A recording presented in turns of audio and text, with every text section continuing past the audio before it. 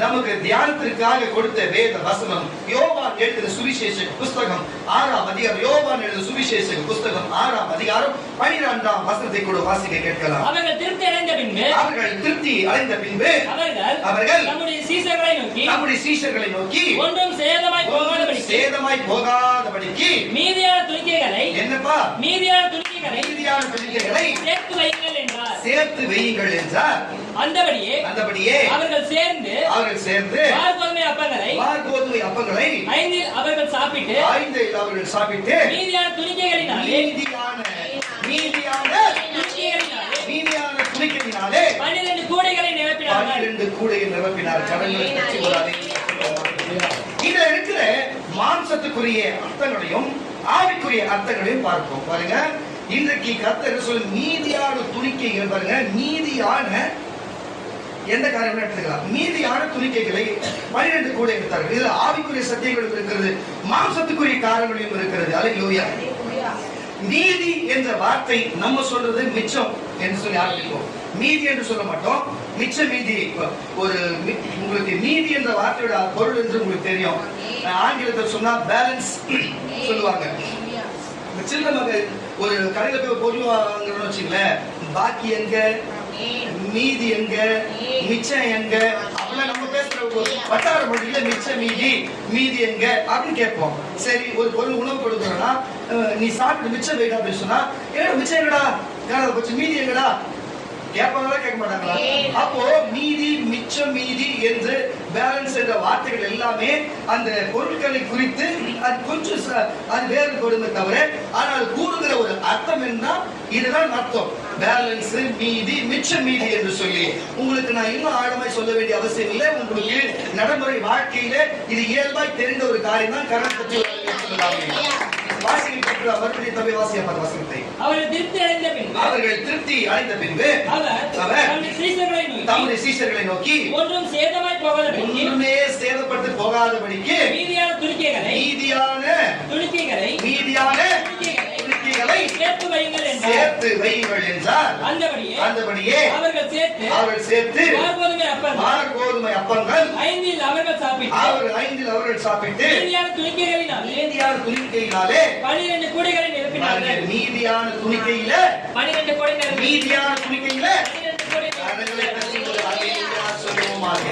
நான் சொல்லுகிறேன் கர்த்தருடைய பிள்ளைகளே, நான் சொல்லுகிறேன் இன்றைக்கு உங்களுக்கு பாருங்க, இயேசு கிறிஸ்து பூலோகத்திலே வாழ்ந்த பொழுது மலை பிரசங்கத்திலும் வனாந்திர பிரசங்கத்திலும் பாருங்க, கடலோர பிரசங்கத்திலும் இது போன்ற பல இடங்களில் ஊர்களிலும் பிரசங்கத்திலும் பல இடங்களிலும் லட்சம் ஆயிரக்கணக்கான மக்கள் அவரை தேடி வந்தது உண்டு என்று வேதம் சொல்லுகிறது. உங்களுக்கும் அது அறிந்தவைகளே. அல்லேலூயா. அவர்கள் போகும்போது சோர்வடைந்து போய்விடுவார்கள் என்று கருதி அவர் என்ன சொல்லுகிறார், உங்களிடத்தில் ஏதாகிலும் இருக்கா, அப்பம் இருக்கா, அதை கொண்டு வாருங்கள் என்று சொல்லி வாங்கி கொண்டு வரத்துக்கு இவ்வளவு முடியாது என்று எண்ணி அவரிடத்தில் எதுவுமே இல்லையே, இங்க கடைத்தெருவும் பக்கத்தில் இல்லை என்று சொல்லும் பொழுது, இங்கு யாராகிலும் வைத்திருக்க கேட்ட ஒரு சிறு பையன் 5 அப்பங்களும் 2 மீன்களை வைத்திருந்தார் என்று உங்களுக்கு தெரிந்தவைகள். அதை கொண்டு வாருங்கள் சொல்லி அது பிதாவிடத்திலே ஆசீர்வதித்து அதை ஸ்தோத்திரம் பண்ணி அங்க இருக்கிற 5000 ஆண்களுக்கும் அங்க இருக்கிறவர்களுக்கும் பாருங்க 2 மீன் 5 அப்பத்தை வைத்து அவர் எல்லாருக்கும் போஷித்தார் என்று நமக்கு தெரிந்தவைகள். ஆனால் நீதியான 12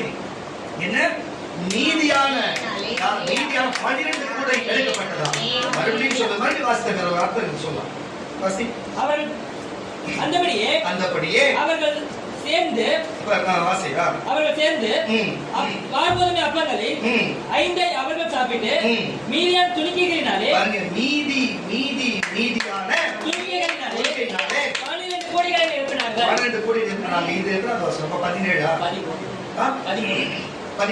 வருஷம். அவர்கள் திருப்தி அடைந்த பின்பு அவர் சீஷர்களை நோக்கி, நல்லா கேட்டுங்க, அவர் 5 அப்பத்தை கொண்டு வந்து கொடுத்தாங்க, 2 மீனை கொண்டு வந்து கொடுத்தாங்க, அதை ஸ்தோத்திரம் பண்ணி 5000 மேல உட்கார்ந்து எல்லாரும் கொடுத்தாங்க.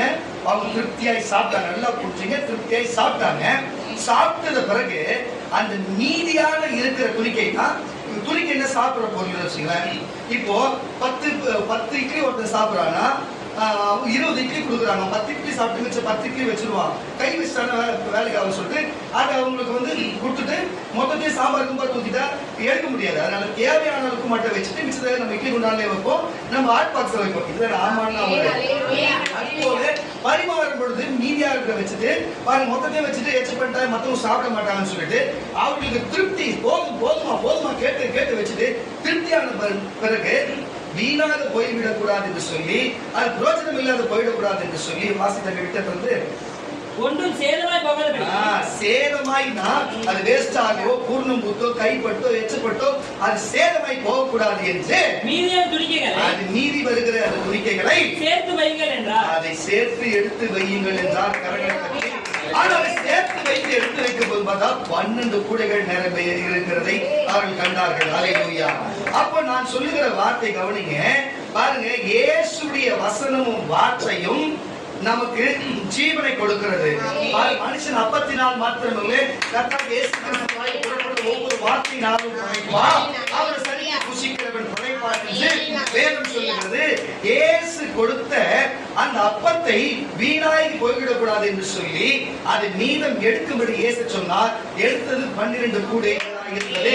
அப்போ இந்த இடத்துல இயேசு சொல்லுகிறது சொன்னா, அப்பத்தை வீண் பண்ணாதீர்கள், அந்த துணிக்கைகளை வீண் பண்ணாதீர்கள் என்று சொல்லி அதை எடுக்க வைத்தார். அல்லேலூயா. அவர்கள் எல்லாரும் சாப்பிட்டு விட்டு, ஒரு ஆளுக்கு 5 சாப்பிட்டு விட்டு கூட 12 கூடைகள் எடுத்தார்கள் என்று தெரிகிறது. மீதம் எடுக்கப்பட்டிருக்கிறது. அப்போ இயேசு சொல்லுகிறார், அந்த இடத்திலே மீதம் எடுக்கப்பட வேண்டும் என்று சொல்லி எல்லாரும் திருப்தி அடைந்து சாப்பிட்ட பிறகு மீதம் எடுக்கப்பட்டார்கள். அந்த அப்பத்திற்கு சேதம் உண்டாகிட போது லட்டா இருக்கிறது பூந்தியா மாதிரி சேதம் உண்டாச்சுன்னா புரியுங்களா? அது போல சேதம் உண்டாயிட போது என்று சொல்லி பாருங்க, அது மீதம் எடுக்க சொன்னார். 12 கூடை வந்தது. கரத்தை தட்டி ஒரு அல்லேலூயா சொல்லுவாங்க. இது மாம்சத்துக்குரிய அர்த்தமாக இருக்கிறது. ஆவிக்குரிய அர்த்தங்களை வரும் காரியத்தை பார்ப்போம். இது போல ஒரு பெரிய சம்பவம் மோசையின் காலகட்டத்திலே நடந்தது. மோசே இஸ்ரவேல் ஜனங்களை எகிப்திலிருந்து அடிமைத்தனத்திலிருந்து மீட்டு கொண்டு வந்து அவர் எப்படி மீட்டு கொண்டு வந்து கானான் தேசத்துக்குள் போகும்படிக்கு அதுக்கு 40 ஆண்டுகளா வனாந்தரத்தில் இருந்தார் என்று நீங்கள் கேள்விப்பட்டவைகளே.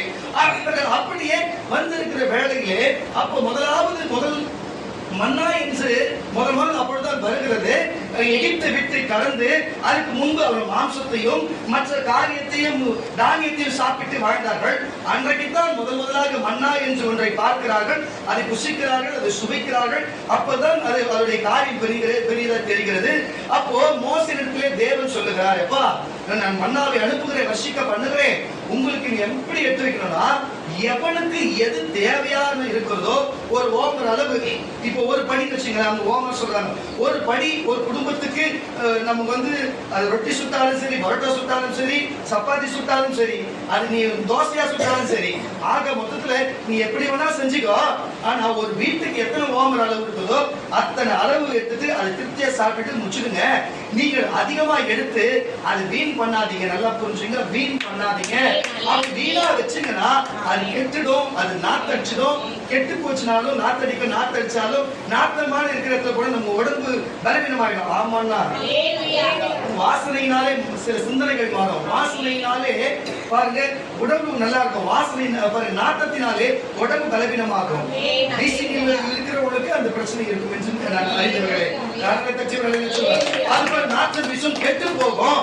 நீ இப்படி சொல்லுன்னு சொன்னா மோசே என்ன செய்கிறார் இஸ்ரவேல் ஜனங்களுக்கு, அப்பா இந்த மாதிரி ஒரு மண்ணாண்டு ஒன்று வர்ஷிக்க போகிறார் தேவன், உனக்கு தேவையான அளவு மட்டும் அது வாரிக்கோ, வாரி வச்சுட்டு சாப்பிட்டுட்டு மீது வைக்காத எல்லாத்தையும் போட்டுட்டு என்று சொல்லி தெளிவா இது சொல்லுகிறாரு. இவங்க என்ன செய்யறாரு சொன்னா பாருங்க, அப்படி எடுத்தா நல்லா புரிஞ்சுக்கணுங்க. நம்ம கூட இன்னைக்கு பரிசுத்த ஓய்வு நாள் என்று அறிந்து இரவே நம்ம செய்து இரவுக்கு இன்றைக்கும் ஓய்வு நாளுக்கு சேர்த்து செய்து விட்டு வந்திருக்கிறோம். இதுவும் வந்திருக்கிற திருவிழந்தும் மீது எடுக்கப்படும். ஆனா ஒரு காலத்திலே இப்படிதான் சொன்னோம், கிபி சொன்னோம், ஒரு காலத்திலே திருவிழந்து கொடுத்த பிறகு ஆனா மீத துணிக்கு என்னப்பா விக்கி எடுப்போமா, மீத துணிக்கு எடுப்போம். ஆனா அப்ப இருந்து இப்ப வரையும் மீத துணிக்கு எடுக்கும்போது ஏஞ்சலும் விக்கியும் ஒரு சில நேரத்துல ஜேம்ஸ் இருக்கிறாங்க, மற்றவர்கள எங்க போறாங்கன்னு தெரியல. அல்லேலூயா. ஏன்னு சொன்னா அவர் நீதியானவர்கள் என்று அவர்களுக்கு தெரியவில்லை. ஆனா அவர்களுக்குள்ளே நான் மீதியான் என்று எண்ணத்தில் இருக்கிறார்கள். மீதியான் என்று சொன்னா புறஜாதி மக்கள் புரிஞ்சுக்கணும். ஆனா நீங்க நீதியானவர்கள் என்று சொல்லி இயேசு நினைக்கிறார். ஆனால் நீங்கள் உங்களை நீதியான் என்று உலகத்தின் அசுத்தத்தின் பிள்ளைகளை போல எண்ணுகிறீர்கள். அதனால்தான் மீதம் எடுக்க ஊழியம் செய்கிற பிள்ளைகள் என்று போர்வையில் இருக்கிற நீங்கள் அதை தெரியவும் இல்லை, அது தெரிந்து வருகிறதும் இல்லை. உங்களுடைய பிரஸ்டேஜ் இது ப்ராப்ளமா இருக்கும்போது அவள் சரித்து வாங்கிறது கூட உன் தகுதியை பார்க்கணும்னு சொன்னா உன்னை நீ எங்க போனாலும் உன் தரம் கெட்டு இங்க இருக்கிற அளவுதான் உன்னுடைய நிலைமை இருக்கும். புரிஞ்சுக்கோ. தெய்வ தகுதி பார்க்காத, ஊழியக்காரன் தகுதி பார்க்காத, திருவிழா தகுதி பார்க்காத. அல்லேலூயா. நீ நீதியா இருக்கிறவனா இரு, நீதியான இல்லாதே. கரங்களுக்கு ஒரு அலையில சொல்லுவாங்க. அதுபோல பாருங்க, பரிசுத்த ஓய்வு நாள் வந்துருச்சுன்னா அன்னைக்கு எடுக்க கூடாது, அன்னைக்கு முன்னாடி நாளே மறுநாளுக்கு தேவை என்று எடுத்து விட வேண்டும் என்று தெளிவாய் சொல்லுகிறார். அல்லேலூயா. யாத்திராகமம் புஸ்தகம் 16ஆம் அதிகாரம் 18ஆம் வசனம். யாத்திராகமம் புஸ்தகம் 16ஆம் அதிகாரம் 18ஆம் வசனத்தை கூட வாசிக்க கேட்கலாம். பின்பு அதை ஓமரால் அளந்தார்கள். ஒரு ஓமரால் அளந்தார்கள். மிகுதியாய் சேர்த்தபடிக்கு மீதியானதும் இல்லை, கொஞ்சமாய் சேர்த்தவனுக்கு குறைவானதும் இல்லை. அப்பனா எடுக்கிறவனுக்கு எல்லாம் கரெக்டா இருக்குது. அவரவர் தங்களுக்கு புசிக்கும் அளவுக்கு தக்கதாக சேர்த்தார்கள். மோசே அவர்களை நோக்கி ஒருவன் விடியற்காலை மட்டும் அதிலே ஒன்றும் வைக்க கூடாது என்று அவர்களுக்கு சொல்லியும் மோசேயின் சொல் கேளாமல். இதுதான் விஷயம். இந்த அந்த காலத்திலே மோசே பேச்சு கேட்க தீர்க்கதரிசி பேச்சு கேட்காதவன் இருக்கிறான். அல்லேலூயா. தீர்க்கதரிசி மட்டும் பழைய ஏற்பாட்டிலும் புதிய ஏற்பாட்டிலும் வருங்காலத்தில் தீர்க்கதரிசி இருக்க போறாங்க. அல்ல மற்ற ஊழியம் போயிடும், தீர்க்கதரிசிங்க இருப்பாங்க. ஆனா அந்த காலகட்டத்தோடவே தீர்க்கதரிசி கல்லறித்து, தீர்க்கதரிசி பேசுறது பின்னால பேசுறது, தீர்க்கதரிசி இங்க வந்து எழுத்து நிக்கிறது, தீர்க்கதரிசி பேச்சு கேளாது போகிறது மட்டும் வாழடி வாழையா வந்து பத்தியா வாசியப்பட்ட வசனத்தை மோசேயின் சொல் கேளாமல் சிலர் அதை விடிய காலம் மட்டும் கொஞ்சம் மீதியாய் வைத்தார்கள். அது பூச்சி பிடித்து நாற்றம் எடுத்து அவர்கள் மேல் மோசே கோபம் கொண்டார். அதை விடிய காலம் தோறும் அவரவர் புசிக்கும் அளவு தக்கதாக சேர்த்தார்கள். வெயில் ஏற அது உருகி போகும். ஆறாம் நாளிலே தலைக்கு 2 ஓமர் விதமாக இரட்டத்தனையாய் ஆகாரம் சேர்த்தார்கள். அப்பொழுது சபையின் தலைவர் எல்லாரும் வந்து மோசேக்கு அறிவித்தார்கள். அவர்களை நோக்கி கர்த்தர் சொன்னது இதுதான். ஒரு நாளைக்கு கர்த்தருக்குரிய பரிசுத்த ஓய்வு நாளாகிய ஓய்வு நீங்கள் சுட வேண்டியதை சுட்டு, நீங்கள் சுட வேண்டியதை சுட்டு, வேக வைத்து பாருங்க, திராட்சை பழத்தை வேக வேண்டியதை வேக வைத்து மீதியா இருக்கிறதெல்லாம் மட்டும் உங்களுக்காக வைத்துக் கொள்ளுங்க என்றார். மோசே கட்டளையிட்டபடியே அதை மறுநாள் வரைக்கும் வைத்து வைத்தார்கள். அப்பொழுது அது நாரவும் இல்லை, அதிலே பூச்சி பிடிக்கவும் இல்லை. அப்பொழுது மோசே அதை இன்னைக்கு புசியுங்கள், இன்று கர்த்தருக்குரிய ஓய்வு நாள், நேற்றிரவு செய்தது இன்னைக்கு வரை நல்லா இருக்குது, இன்னைக்கு புசியுங்கள், கர்த்தருடைய ஓய்வு நாள், இது கர்த்தருடைய ஓய்வு நாள். இன்று நீங்கள் அதை வெளியிலே காண மாட்டீர்கள். வெளியே காண மாட்டீர்கள். அல்லேலூயா. கரங்களை தட்டி ஒரு அலையில சொல்லுங்க. அப்பனா இன்றைக்கு வெளியில இருக்கிற யாருக்குமே மன்னா கிடைக்காது. மன்னா இன்னைக்கு சபைக்கு மட்டும்தான் கிடைக்கும். அல்லேலூயா. எங்கே வெளியில போய் இருக்கிற வராதவங்களுக்கு மன்னா கிடைக்காது. இன்னைக்கு இங்கதான் கிடைக்கும் கர்த்தருடைய பிள்ளைகளே. அல்லேலூயா. அதுதான் வெளியில போய் பார்த்தா மன்னா வந்து பொழியாது. அதுதான் உள்ள வந்துருச்சு. அல்லேலூயா. நான் உங்களுக்கு சொல்லுகிறேன், இப்படிதான் கர்த்தருடைய பிள்ளைகளே. அங்க இயேசு என்ன சொன்னார்? மீதம் எடுக்க சொன்னார். எத்தனை கூட வந்தது? 12 கூட வந்தது. நீங்க மோசே என்ன சொல்லுகிறார்? மீதம் நீங்க எடுக்காதீங்க, போதுமான அளவு மட்டும் எடுத்துங்க. நீங்க அதிகமா எடுத்து மீதி வச்சீங்களா, கெட்டு நாத்தடிங்களா, எடுக்காதீங்க என்று சொல்லுகிறார். இங்கு கேளாது போனார்கள். அல்லேலூயா. 2 இடத்திலும் சொன்னது தெய்வம் தான். அல்லேலூயா. ஒரு தெய்வம் தேவனாகவே வந்து சொன்னார், ஒன்னு தேவன் தம்முடைய தீர்க்கதரிசியில் சொன்னார். கரங்களை தட்ட மாட்டாங்க. அல்லேலூயா. ரெண்டுமே இன்னொன்று தேவன் தம்முடைய தீர்க்கதரிசி கொண்டு சொல்ல சொன்னது. அல்லேலூயா. ஆனாலும் சரி தேவன் தம்முடைய அப்போஸ்தலருக்கு சொன்னார், அப்போஸ்தலர்கள் கடைபிடித்தார்கள். ஆனா தீர்க்கதரிசியின் இடத்துல சொல்லி அதை அங்கிருக்கிற இஸ்ரவேல் ஜனங்களுக்கு சொன்னார், ஆனால் அவர்கள் கடைபிடிக்கவில்லை.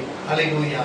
நான் உங்களுக்கு சொல்லுகிறேன் கர்த்தருடைய பிள்ளைகளே, உலகத்தில் இருக்கிற ஒவ்வொரு பாருங்க, உலகத்தில் சிற்றின்பங்களும், உலகத்தில் இருக்கிற பொய்யான ஆசீர்வாதங்களும், உலகத்தில் இருக்கிற பாருங்க இயல்பா கிடைக்கிறதான அநேக அசுத்த காரியங்களும் உங்கள் பார்வைக்கு இயல்பா கிடைக்கும். அல்லேலூயா. அது எல்லாமே ஒரு நாள் கெட்டு போகும், ஒரு நாள் கெட்டு போகும். ஆனா அதை எடுத்து நீங்கள் வீட்டிலே சேர்த்து வைத்து அதை நாத்தெடுக்க வைக்கிறீங்களே, உலக சிற்றின்பத்தையும் உலக வாழ்க்கை, நீ எதை வேணா வச்சுக்கோ, நீ என்ன வேணா வச்சுக்கோ, இது எல்லாத்தையும் அன்னன்னைக்கு போட்டுடாம அது அப்படியே கொண்டு வந்து உன் சிந்தையிலையும் உன் இருதயத்தில் வைத்து அது உன் உடம்புக்குள்ள கெட்டு போய் உன்னோட சிந்தனை கெட்டு போய் உன் வயிறு கெட்டு போய் உன்னோட எண்ணங்கள் கெட்டு போய் நீயே கெட்டு போன சரீரமாய் மாறி இருக்கிறாயே. இது தேவையா கர்த்தருடைய பிள்ளைகளே? வேதம் சொல்லுகிறது, அவருடைய வசனம் என்னும் அவர் வார்த்தை என்னும் காரியங்கள் மீதம் எடுக்கப்பட்டிருக்கிறது. இஸ்ரவேலர்களுக்கு கொடுக்க ரீபா லாதலா ஓலாலா நீயா ஓலா சங்கனத நீ கவலை கவர் கவலதரவையா இஸ்ரவேலருக்கு கொடுக்கப்பட்டு மீதம் எடுக்கப்பட்ட 12 சீஷர்களாலே உனக்கு மேலும் சொல்லி கொடுக்கப்பட்ட மத்தேயு மார்க்கு யோவான் லூக்கா சொல்லப்பட்ட இந்த வேத வசனம் மீதம் எடுக்கப்பட்டது. அல்லேலூயா. அல்லேலூயா. அதை சேர்த்து வை, உனக்குள்ள சேர்த்து வை. அது கெட்டு போவாது, அது அழிந்து போவாது. ஆனா உலக காரியத்துக்கு வைத்திருக்கிற காரியத்தை உனக்குள்ளே சேர்த்து வைத்தால் உன் மனம் கெட்டு போகும், இருதயம் கெட்டு போகும். உலகத்தின் ஆசைக்கு ஐயோ மேற்தோற்றத்தை பார்த்து நீ போவா என்று சொன்னார். அல்லேலூயா. ஆட்டத்தின் மிகுதியினாலே இந்த பொய்க்கால் குதிரை போட்டு ஆடுவார், ஆட்டம் அவள் மிகுதியாகிவிட்டது என்று சொன்னார். அந்த பொய்க்கால் குதிரை காலைக்கு கீழே விழுவது சொன்னார், காலை உடைந்து போகும். அல்லேலூயா. ஆடுகிறவர்கள் தான் ஆட வேண்டும், ஆட தெரியாதவர்கள் ஆடக்கூடாது. ஆட்டம் மிகுதியாக இருந்தால் பொய்க்கால் குதிரை அப்புறம் நெச்சக்கால் பொய்க்காலா மாறிவிடும், கட்டக்கால் தான் வைக்கணும். என்ன ஒரு விசுவாசம். அல்லேலூயா. நான் சொல்லுகிறதை கவனித்து கேளுங்கள் கர்த்தருடைய பிள்ளைகளே. மாயமான காரியத்தை, உலகத்தின் நிச்சயான காரியத்தை, உலகத்துக்குரிய காரியத்துக்கு நீங்கள் சேர்த்து வைப்பீர்கள் சொன்னார் என்ன? எந்த நேரத்துல வேணாலும் வருகை வரலாம், எந்த நேரத்துல என்ன நடக்கலாம். ஏற்கனவே நம்ம தீர்க்கதரிசனமா சொல்லி இருந்தோம். பாஸ்டர் விக்கி அவர்களுக்கு அந்த சேனல் இது அமைச்சிருந்தார், பார்த்தாரன்னு தெரியல. அல்லேலூயா. நம்ம ஈசிஆர் பகுதிகளிலே கடல் சீற்று கொண்டு கடல் வெளியே வரும், மோத்தாரங்களில் வெளியே வரும், இது ஜனங்கள் இருக்கிற ஜனங்கள் இடத்துக்கு வரும் என்று சொல்லியிருந்தோம். அது போன மாதத்திலும் அப்படிப்பட்ட சம்பவம் வந்திருக்கு. இன்னைக்கு நடக்கிறது. ஏன் சொல்லுகிறேன் சொன்னா, இவ்வளவு திட்டமா தேவன் சொல்ல முடியும் சொன்னா, மறுபடியும் சொல்லுகிறேன், தேவன் வருகை சமீபமாக இருக்கிறது. தேவன் வருகை சமீபமாக இருக்கிறது. மன்னாவை எடுத்து பாருங்க, அன்னன்னைக்கு உண்டானது தேவன் கொடுக்கிறதை வாங்கி புசித்து விட்டு போகிறவர்களுக்கு ஒன்றுமில்லை. அதை சேர்த்து வைத்து அதுவும் கெட்டு உன் வீடு நாட்டடிச்சு நீ சாப்பிட்டு உன் வயிறு கெட்டு நீ கெட்டு போய் இருக்கணுமா? பாவத்தால் இருக்கணுமா? அல்லேலூயா. இல்ல தேவனுடைய வசனத்தையும் அவர் கிருபையும் அவர் சத்தியத்தையும் நீ மீதம் எடுத்து நீ வைத்துக் கொண்டு நீ சந்தோஷமா வாழணுமா? ஆவி வேணுமா? மாம்சம் வேணுமா? உணவு வேணுமா? ஜீவன் வேணுமா? அல்லேலூயா. பூமி வேணுமா? பரலோகம் வேணுமா? உலகம் வேணுமா? இயேசு வேணுமா? இதுக்கும் ஒரே போல வாழணும். ஒண்ணு வாழணும், இப்படி வாழணும், இல்லைன்னா அப்படி வாழணும். அல்லேலூயா. ஏன் சொல்ல இஸ்ரவேலில் இருக்கிற கர்த்தருடைய பிள்ளைகள் இப்படித்தான். அந்த மோசே காலகட்டத்துக்கு பிறகு அவர்கள் எல்லாருமே வெளியே வந்தார்கள். அவர்களுக்கு பாலும் தேனும் ஓடுகிற கானான் தேசத்தை தேவன் கொடுத்தார். அல்லேலூயா. அவர்களுக்கு பாலும் தேனும் ஓடுகிற கானான் தேசத்தை கொடுத்த ஆமோசின் புஸ்தகம் 5ஆம் அதிகாரம் 3ஆம் வசனம். ஆமோசின் புஸ்தகம் 5ஆம் அதிகாரம் 3ஆம் வசனம் ஓசியா புஸ்தகத்துக்கு அடுத்த புஸ்தகமாக இருந்தார்.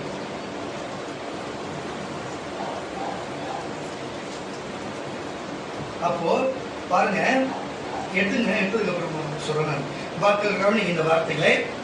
இப்படிப்பட்ட காரியங்கள் அவர்கள் பாலும் தேனும் ஓடுகிற கானான் தேசத்துக்கு வந்து பிறகு தேவனுடைய சத்தியத்தை கேட்டு அவருடைய வார்த்தையின்படி நடவாமல் அவர்கள் உலக மக்களோடு மக்களாய் இணைந்து அவர்கள் உலக மக்களோடு போரிட்டு அவர்கள் இவர்களோடு போரிட்டு இறுதியில என்னத்தை கண்டார்கள்? தேவனை மறந்து போனார்கள், தேவனை விட்டு போனார். உலகம் வந்து விட்டதுன்னு சொன்னா, ஒருவன் சபைக்கு வராத போகிறன்னு சொன்னா, முதலாவது சொல்லுங்க, நல்லா புரிஞ்சு கொள்ளுங்க. சபைக்கு வராத போவருடைய காரியம் எப்படி தெரியும்? சபைக்கு வந்து இருக்கும் போது கூட அவ்வளவு அற்புதம் நடந்திருக்காது. சபைக்கு வராத போது அப்படியே ஆசீர்வாதமா இருக்கிற மாதிரி இருக்கும். அப்படியே அதை விட கொஞ்சம் ஆசீர்வாதம் நம்ம ஜெபம் அப்படியே அற்புதம் நடக்கிற மாதிரியே இருக்கும். அப்படியே 1 வாரம் போவோம், 2 வாரம் போவோம், 3 வாரம் போவோம், ஒரு திருவிருந்து போவோம், 2வது திருவிருந்து போவோம், 3வது திருவிருந்து உன்னுடைய சரீரம் தான் எப்படி காக்கா குருவிக்கு திருவிருந்தா நான் ஒரு விசுவாசம். புரியுதா இல்லையா? நீ பாழாய் போயிடுவேன்றது அர்த்தம். அல்லேலூயா. ஏன்னா உன்னை பிசாசுடைய கண்ட்ரோல் இருந்தா அந்த உலகமே அவன் கண்ட்ரோல் இருக்குது. நீ நினைக்கிறத அவன் செஞ்சிருவான், நீ கேட்கறதுக்கு முன்னாடி அவன் செஞ்சிருவான். செஞ்சா ஆயிடும்.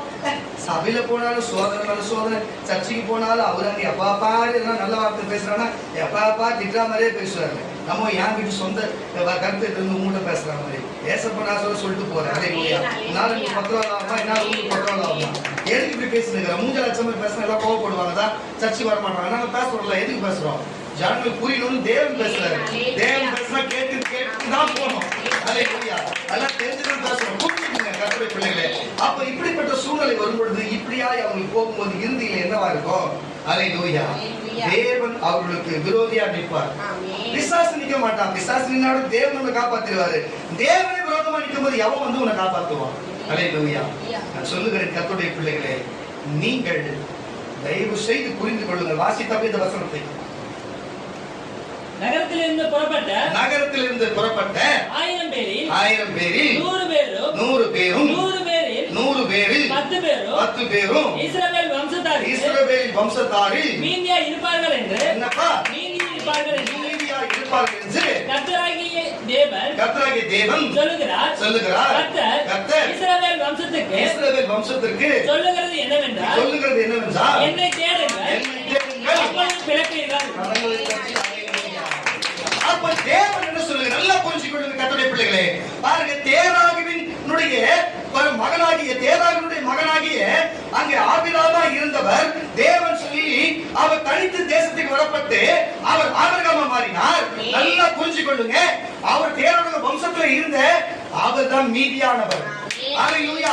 ஆபிரகாம் தான் தேராக வம்சத்துல மீதியா இருந்தவர்கள். மற்றவர்கள் எல்லாம் எங்க போனார்கள் தெரியாது, அவர் வரலாறு கிடையாது, அவர்கள் நரகத்துக்கு ஒப்பு கொடுத்தவர்கள். அவ்வளவுதான்.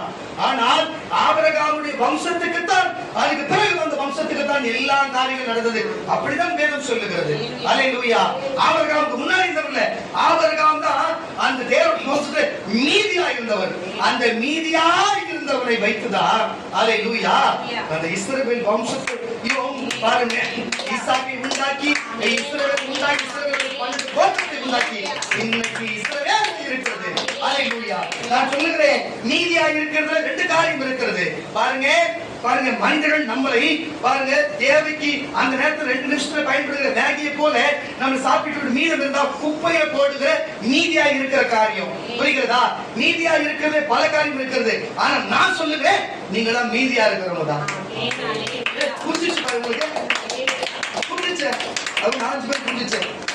மெய்யா சொல்ல, நீங்க தான் மீதியா இருக்கிறவங்க. அதனால பத்தி ஒரு அறையா சொல்லுவோம். அல்லேலூயா. ஆபிரகாம் நீதியா இருந்தாரு. அதனால்தான் பாருங்க, தேராவுடைய அவர் வீட்டில் இருக்கிற எல்லா விக்கிர தோப்புகளை முறித்து அதை எல்லாத்தையும் விட்டு அவர் விக்கிரத்தை செய்கிறவராக இருந்தாலும் அங்கிருந்து வெளிவந்து மீதியானவருடைய வயிற்றில் இருக்கிற பிறந்த பிள்ளைகளை வைத்து ஈசாக்கு, பிறகு வந்த யாக்கோபை வைத்து அப்படியே சந்ததியை உருவாக்கினார். அவர் நீதியாக இருந்தார். அல்லேலூயா. பாருங்க, சோதம் கொமோரா பட்டணம் அழிக்கும் பொழுது அந்த இடத்திலே மொத்த பேரையும் அழிக்க போகிறேன் என்று சொன்னார். ஆனா இறுதியில் என்ன நடந்தது? அங்கே நீதியாக இருந்தது யாரு? லோத்தும் அவருடைய மகனும் நீதியாக இருந்தார்கள். அந்த நீதியாக இருக்கிறவரை வைத்து என்ன செய்தார் தேவன்? சந்ததியை உருவாக்கினார். நீதியாக இருக்கிறார் சொன்னார், அவனை வைத்து ஒரு சந்ததி உருவாக்குகிற தேவனாக இருக்கிறார். அல்லேலூயா. நீதியாக இருக்கிறவனை வைத்து உருவாக்குகிற தேவன். பாருங்க கர்த்தருடைய பிள்ளைகளே, ஆபிரகாம் நீதியாக இருந்தார். சரி, இப்படி பாருங்களேன், பாருங்க, ஆதாம் ஏவாளும் செய்யப்பட்ட பாவத்தினாலே நோவாவின் காலம் வரைக்கும் உள்ள எல்லாரும் ஜலப்பிரளயத்தை அழித்தார் என்று வேதம் சொல்லுகிறது. ஆனால் வரலாற்று சுவடி சொல்லுகிறது. ஆனால் நோவாவின் குடும்பம் மட்டும் அந்த அழிவிலே மீதியா இருந்தது. என்ன ஒரு ஞாபகம். அல்லேலூயா. நோவாவின் குடும்பம் மட்டும் மீதியா இருந்தது.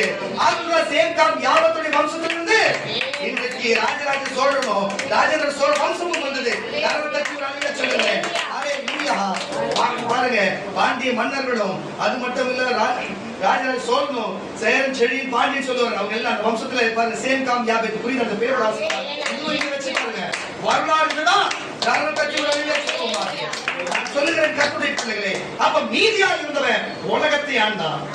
பாருங்க, ஒருத்தர் மலை பிரதேசத்தையோ கடல் பிரதேசத்தையோ சமவெளி பகுதியும் ஆண்டான். அல்லேலூயா. மீதியா இருந்தவன் அல்லேலூயா. சரி, இந்த உலகத்தில் எகிப்தியர்கள் இருந்தார்கள். இஸ்ரவேலர்கள் நொறுக்கினார்கள். எகிப்தியர்கள் எல்லாம் மீதியா இருக்கிறாங்களா? மொத்தமாய் அழிந்தார்கள். எங்கன்னா நாடு இருக்கிறது, வரலாறு இருக்கிறது. அவங்கள அடக்கப்படப்பட்ட மம்மிஸ் 1000 வருஷமா இருக்கிற மம்மி இருக்குது, பிரமிட் இருக்கிறது, பிலிம்ஸ் இருக்கிறது, எல்லாம் இருக்கிறது. ஆனா அவங்க உடம்புல உயிர் இருக்குதா? உயிருள்ள ஒரு மனுஷன் இருக்கிறாங்க எகிப்துல. இன்னைக்கு எகிப்துல இருக்கிறவங்க எல்லாம் இஸ்லாமியர் தான் இருக்கிறாங்க. என்ன ஒரு விசுவாசம். அல்லேலூயா. அப்ப எகிப்தரே இல்ல. அப்போ மீதியா இருந்தவர்கள் யாரு? இஸ்ரவேலர்கள். மீதியா வேதத்துல சொல்லப்பட்ட எத்தனையோ இனங்கள் மீதியாவே இல்ல, மொத்தமாவே அழிக்கப்பட்டது. ஆனா இஸ்ரவேலர் அப்படி இல்லை. கொஞ்சம் பேர் அழிக்கப்பட்டு மீதியா இருக்கிறத வைத்திருந்தார். அப்ப தேவனுடைய வார்த்தை கேளாமல், அவர் வார்த்தைப்படி நடவாமல், அவருக்கு கோபம் மூட்டி, அவர் விரோதமாய் செய்து பாருங்க, திருமணத்துக்கு வராமல், சபைக்கு வராமல், உலகத்தை பார்த்து, நான் சொல்றவங்களுக்கு உலகத்தை பார்த்து, உலகத்தை பக்கத்துல வச்சுக்கினேன் பாருங்க, தேவனை பக்கத்துல வச்சுக்கின்னு உலகத்தை பார்த்தா அது வேற. பாருங்க, உலகத்தை வச்சுக்கின்னு தெய்வத்தை பார்த்தா அது வேற. நான் சொல்லுகிறேன் கர்த்தருடைய பிள்ளைகளே, நான் சொல்லுகிறேன், இயேசுவின் மேல உட்கார்ந்து உலகத்தை பாரியா, அது நல்லா உங்களுக்கு தெரியும். அல்லேலூயா. நல்லா உங்களுக்கு தெரியும். நான் சொல்லுகிறேன் பாருங்க, உலகம் இது பண்ணிட முடியும், அது பண்ணிட முடியும். பாருங்க, பணம் கொடுத்தாலும் சாதிக்க முடியாத விஷயம் எவ்வளவு இருக்குயா? பணம் கொடுத்தாலும் வாங்க முடியாத விஷயம் எவ்வளவு இருக்குயா? அல்லேலூயா. பணம் பாதளவரையும் பாயும். பணம் தான் எல்லா தீமைக்கும் வேற இருக்கிறது. புரிஞ்சுக்கோ, பணம் எல்லா தீமைக்கும் வேற இருக்கிறது. ஆனா பணம் எந்த எல்லாத்தையும் வாங்கிடுவீங்களா? இயேசு வாங்கியா நீ? வாங்குவியா? வரத்தை வாங்கிடுவியா? பசுத்தாவி வாங்கிடுவியா நீ? பாம்பளிக்கு வாங்கிடுவியா? பணம் பொல்லாத பணம் உன்னை போட்டு எரிக்கிட்டு, உன்னை போட்டு போதிக்கிட்டு தான் பயன்படும் பணம். காரங்களை தட்டி ஒரு பணம் போடவே இருக்கணும். என்ன சாதிச்சிருவீங்க நீங்க? பணத்தை வச்சு என்ன சாதிச்சிருவீங்க? என்ன சாதிப்பீங்க? கர்த்தருடைய கிருபையை இழந்து போனதுதான் உண்டு. கர்த்தருடைய மகிமையை இழந்து போனதுதான் உண்டு. இயேசு முதலாவது ராஜ்யத்தை கூட கொடுக்கப்படும். எப்படி மீதம் எடுக்கப்பட்ட பணிகள் கூட மீதம் எடுக்கப்பட்டதோ, நீ இயேசுவை தேடினா உங்க கூட மீதம் கொடுக்கப்படும். நடந்துக்குங்க. பணத்தை பாரு, கரெக்டா வருது கூட. இனி இவர் நேரத்தில் வேலைக்கு போய் வந்து உட்கார்ந்து தெரியும். கர்த்தர் எல்லாருக்கும் நல்லவராகவே நாங்க. அல்லேலூயா. வேலை வைத்துக் கொண்டு தன் வேலை இருக்கிறது, வேலை கொண்டு இருக்கிறது. லீவ் போட நினைச்சா போடலாம், மாத்தலாம். ஆனா மாத்த முடியாத போனவங்க நிலைலாம் நமக்கு தெரிஞ்சிருக்கும். இயேசுவுக்காக எத்தனை பணம் அதிகமான வேலைகள், எத்தனை பெரிய பெரிய இடத்துல இதெல்லாம் விட்டுட்டு வந்திருக்கிறோம். அல்லேலூயா. அதனால கர்த்தர்களை ராஜா வைத்திருக்கிறார். மனுஷன் மேகையை கொண்டு வச்சிருக்கிறாங்க, தேவனை அப்படி வைக்கல. அல்லேலூயா. சரீரத்தில் ஒரு அங்கமாக வைத்திருக்கிறார். நான் சொல்லுகிறேன், முதலாவது ராஜ்யத்தை நீதித்தல் கூட மீதம் எடுக்க கொடுக்கப்படும். கர்த்தருடைய பிள்ளைகளே, இப்படித்தான் இஸ்ரவேலர்கள் போனார்கள். முடிவில் என்ன நடந்தது? வாசிக்கலாம். நகரத்தில் இருந்து புறப்பட்ட 1000 பேரில் 100 பேரில் 10 பேரும் இஸ்ரவேல் வம்சத்தாரில் மீதியாக இருப்பார்கள் என்று கர்த்தராகிய தேவன் சொல்லுகிறார். கர்த்தர் இஸ்ரவேல் வம்சத்தாருக்கு சொல்லுகிறது என்னவென்றால், பாருங்க, ஆமோஸ் தீர்க்கதரிசியை கொண்டு அந்த ஜனங்களுக்கு சொல்லுகிறது என்னவென்னா, என்னை கேளுங்கள், கரங்களை தட்டி என்ன கேளுங்கள், மனுஷன் வந்து உன்னை படையெடுத்து வருகிறான், உன்னை கொல்ல வருகிறான்னு சொல்லிட்டு நீ பக்கத்துல இருக்கிற மனுஷன் உதவி தேடி அவங்ககிட்ட போர் எடுக்காத. நாளைக்கு அவனே உன் பக்கம் திரும்பிடுவான், ராஜாக்கள் திரும்பிடுவாங்க. நீ தேவனை விட்டு விட்டு போனா இறுதியிலே படை போகும், பதவி போகும், வீடு போகும், ஆஸ்தி போகும், எல்லாம் போகும். ஆனாலும் அந்த நேரத்திலும் தேவனை தேடி இருந்த 1000 பேர்கள் மட்டும் மீது எடுக்கப்பட்டார்கள். அந்த 1000 பேரை கொண்டு தேவன் ஆசீர்வதித்தார், பருகி பெருக வைத்தார். அவர்களுடைய மீதம் இருக்கிறவர்கள் இன்றைக்கும் இருக்கிற இஸ்ரவேலர்கள்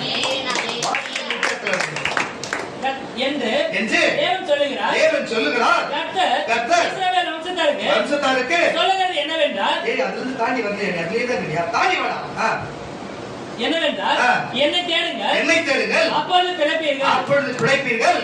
பெத்தலை தேடாதீர்கள். நல்லா கேட்டுங்க, பெத்தல் என்னும் பக்கத்து பெத்தலை தேடாதீங்க, கீழ்காலை தேடாதீங்க, பெயர்செபாவுக்கு போகாதீங்க. கீழ்கால் இறையிருப்பாகும், பெத்தேல் பாழான ஸ்தலமாய் போகும். கர்த்தரை தேடுங்கள், அப்பொழுது பிழைப்பீர்கள். இல்லாவிட்டால் பெத்தேலில் இருக்கிற ஒருவராலும் அறிவிக்கப்படாத அக்கினி யோசேப்பின் வீட்டிலே பற்றி அதை பட்சிக்கும். நியாயத்தை எட்டி மாற்றி நீதியை திரையில விலப்படுகிறவர்களே, நியாயத்தை வந்து கசப்பான எட்டியை போல மாற்றி விலப்படுகிறவர்களுக்கு அவரை தேடுங்கள். அவர் அறிவியனுக்கு மிருக சீர் செய்யும். போதும், கரங்களை தட்டி வேலையில சொல்லுங்க. அப்போ அங்க ஆமோஸ் தீர்க்கதரிசி இஸ்ரவேலர்களுக்கு என்ன சொல்லுங்கன்னா, பக்கத்து தேசத்தையும் பக்கத்து மக்களையும் உலகத்தை தேடாதையப்பா, நீ தேடாதே, நீ தேவனை தேடு. நீதியாய் இருக்கிறவளே நீயாச்சு தேடு. இன்னைக்கு நீதியாய் வந்திருக்கிறவளே நீயாச்சு தேடு. இன்னைக்கு எத்தனை வேலை இருக்கிறது, அது இருக்கிறது, இது இருக்கிறது, எனக்கு சொரிஞ்சுக்கணும், நான் குளிக்கணும், நான் பாத்ரூம் போகணும், தூரத்துக்கு போகணும், விளையாடத்துக்கு போகணும் என்று எண்ணுகிறவர்களே, கர்த்தர் உங்களை எல்லாரையும் பார்த்து கொண்டுதான் இருக்கிறார். மீதியா இருக்கிறவர்களே, உங்களை கர்த்தர் ஆசீர்வதிப்பார், உங்களை பலப்படுத்துவார், உங்களை நிலைநிறுத்துவார். ஹல்லேலூயா. ஏன்னு சொன்னா அப்படி தேடி போனவர்களுக்கு நிலை வாசிக்கலாம். அடுத்த வசனத்துல வாசிக்கலாம். கரங்களை தட்டி வேலையா சொல்லுவோம். ஹல்லேலூயா. செபனியாவின் புஸ்தகம் 3ஆம் அதிகாரம் 12ஆம் வசனம். செபனியாவின் புஸ்தகம் 3ஆம் அதிகாரம் 12, 13 கூட வாசிக்க கேட்கலாம். சீக்கிரம். உன்னுடைய நடுவிலே சிறுமையும் எளிமையுமான ஜனத்தை கரையில் தட்டி வரையுங்க. இன்றைக்கு சிறுமியாய் கஷ்டப்பட்டாலும் சரி, கொஞ்சம் பேரா இருந்தாலும் சரி, உங்களிடத்திலே இந்த சபையிலே வந்திருக்கிற கர்த்தருடைய பிள்ளைகளே பாருங்க, இன்னைக்கு ஞாயிற்றுக்கிழமை என்று எல்லாருக்கும் தெரியும், இன்னைக்கு திருவிருந்து ஆரம்பம் எல்லாருக்கும் தெரியும். ஹல்லேலூயா. ஆனா வரத்துக்கு உங்களுக்கு எண்ணம் இல்லையே. வரத்துக்கு பெயர்செபாக்கு போகலாமா, பெத்தேலுக்கு போகலாமா, நம்ம எங்க போகலாம், எந்த இடத்துக்கு போகலாம்? ஹல்லேலூயா என்று சொல்லி இன்னைக்கு பீச்சுக்கு போகலாமா, ஜம்போ சர்க்கஸுக்கு போகலாமா, இன்னைக்கு அவங்க வருஷம் அங்க போகலாமா? ஹல்லேலூயா. சரி, இங்க போகலாமா? ஹல்லேலூயா. என்னையா பணம் இன்னைக்கு வர நாளைக்கு போகும். ஹல்லேலூயா. தேவன் இன்னைக்கு வர நாளைக்கு வர, இன்னைக்கு வந்தாரு நீ எங்கயா போக, பணம் இன்னைக்கு வர நாளைக்கு போகும். தேவன் இன்னைக்கு வந்த நீ எங்க போவ? ஹல்லேலூயா. அவ திருவிந்து எடுக்கணும்னு வச்சுக்கோ, உன்னுடைய சரீரம் கழுகுக்கு திருவிந்தாயிடும். கரங்களை தட்டி வழியில சொல்லுவோம். புரியாத ஜனங்கள் டிவியில ஒருபோதும் திருவிந்து கொடுக்க போறது கிடையாது. சபைக்கு போனது திருவிந்து கிடைக்கும். உன் நடுவிலே சிறுமையும் எளிமையுமான ஜனத்தை நீதியாக வைப்பேன். கரங்களை தட்டி வந்திருக்கிற ஜனமே, நீ நீதியா இருப்பாரு. ஆபிரகாம் நீதியா இருந்தாரு, விசுவாசத்தை தகப்பனா இருந்தாரு. அன்னைக்கு நோவா நீதியா இருந்தாரு. இன்னைக்கு நீயும் நானும் உயிரோடு இருக்கிறோம். ஹல்லேலூயா. பாருங்க, இஸ்ரவேலர்கள் இன்னைக்கு 1000 பேர் நீதியா இருந்தாங்க. இன்னைக்கு இஸ்ரவேலர் யூதர்களும் இன்னைக்கு இருக்கிறார்கள். கிட்டத்துல வாசி தம்பி, நீதியாக வைப்பேன், உங்களை நீதியாக வைப்பேன். அவர்கள் கர்த்தருடைய நாமத்தின் மேல் நம்பிக்கையாக இருப்பார்கள். இஸ்ரவேலின் நீதியானவர்கள் அநியாயம் செய்வதில்லை. அவர்கள் பொய் பேசுவதுமில்லை. வஞ்சகனாவது அவர்கள் வாயிலே கண்டுபிடிக்கப்படுவதுமில்லை. அவர்கள் தங்கள் பயன்படுத்துவார் இல்லாமல் அவர்கள் தங்களை பயன்படுத்துவார் இல்லாமல் அவங்களை வழிநடத்துகிற ஆள் இல்லாமல் புசித்துக் கொள்வார்கள். சீயோன் குமாரத்தியே. இந்த எத்தனை வசனம்? 14. போதும், கரங்களை தச்சு ஒரு அழில சொல்லுவோமா. சிறுமைப்பட்டு இருக்கிற நீங்கள், மீதம் இருக்கிற கர்த்தருடைய பிள்ளைகளே, நீங்களே தங்களை நடத்திக் கொள்ள தேவன் உங்கள் பட்சத்தில் இருக்கிறார். உங்கள் நேரத்தை சபை இருக்கிறது, தீர்க்கதரிசி இருக்கிறார், பரிசுத்த ஆவியானவர் இருக்கிறார். அல்லேலூயா. நீங்க இருக்கிறவர்களை வைத்து கர்த்தர் பெரிய காரியங்களை கர்த்தர் செய்தார். அல்லேலூயா. எல்லாம் பாத்துங்க. அந்த 12 கூட என்று இயேசு சொன்னாரே, நான் சொல்லுகிறேன், 12 இயேசுக்கு எத்தனை சீஷர்கள் இருந்தார்கள்? 12 சீஷர்கள் இருந்தார்கள். இஸ்ரவேலில் எத்தனை தொகுப்பு மக்கள் இருந்திருப்பார்கள்? அந்த நாட்களில் 5000 குடும்பம் இருக்குமா? ஒரு 5000 குடும்பம் இருக்குமா? 5000 பேர் சாப்பிட்டு பாருன்னு வச்சுக்கேன். மீது இருக்கிறது 12 கூட. 5000 குடும்பம் சாப்பிட்டு திருப்தியானாங்க, அற்புதத்தினாலோ அதிசயத்தினாலோ பிசாசு விடுதலையினாலோன்னு வச்சுங்களேன். ஆனால் மீது எடுக்கப்பட்டது யாரு? 12 பேர் தான். ஒரு பேர் ரசிக்கப்பட்டாங்க அந்த நாளிலே. அவர்களை வச்சுதான் இன்னைக்கு முழு உலகத்தையும் திருப்தி அடைய செய்கிறார், ரட்சிப்படைய செய்து கொண்டிருக்கிறார். இந்த ஆவிக்குரிய சத்தியம் கரங்களை தட்டி ஒரு அலைஞர் சொல்லுவாங்க. அது இஸ்ரவேலில் 12 பேர் தான் மீதம் எடுக்கப்பட்டவர்களாக. மீதம் எடுக்கப்பட்டவர்களாக தான் தேவன் அற்புதம் செய்ய முடியும். ஆமாவா? இங்க மரியாள் பாவத்தில் ஈடுபடாமல் அவள் மீதியா இருக்கப்பட்டதுனால்தான் மரியாள் வயிற்றுல பிறந்தாரு. அல்லேலூயா. அவர்கள் உலகத்தின் பாவத்தில் இருந்து அவங்க வயிற்றுல எப்படி பிறந்திருப்பாரு? தனியா தான் வச்சிருக்கணும். ஆனா இவர்கள் அவருக்கு மாறுபட்டு நீதியா இறுதியா இருந்தபடியினாலே அவன் வயிற்றுல பிறந்தார். அல்லேலூயா. எத்தனையோ தீர்க்கதரிசிகளை தேவன் அனுப்பி பார்த்தோம். ஆனா இறுதியா நீதியா இருந்த இயேசுவால் தான். என்ன ஒரு விஷயம்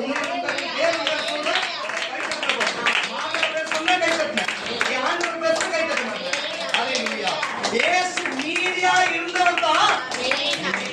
அவரோட நீதி அவர் நீதியா எடுக்கப்பட்டு அவரோடு சேர்ந்தது யாரோட? அவர் மட்டும் மீதியா இருந்தார். மற்றவர்கள் போயிட்டாங்க, அவர் தான் மீதியா இருந்தார். அதனால்தான் மீதியா இருந்தவரால் தான் இன்னைக்கு நம்ம மீட்கப்பட்டிருக்கிறோம். நம்ம மீட்கப்பட்டிருக்கிறோம். கர்த்தருடைய பிள்ளைகளே, நம்ம மீட்கப்பட்டிருக்கிறோம். வாசிக்க சகரியாவின் புஸ்தகம். சகரியாவின் புஸ்தகம் எத்தனாவது? இது வாசிச்சது எத்தனாவது அதிகாரம்? 3வது வசனம். இது 3ஆம் அதிகாரம். அது அல்லேலூயா. சகரியாவின் புஸ்தகம்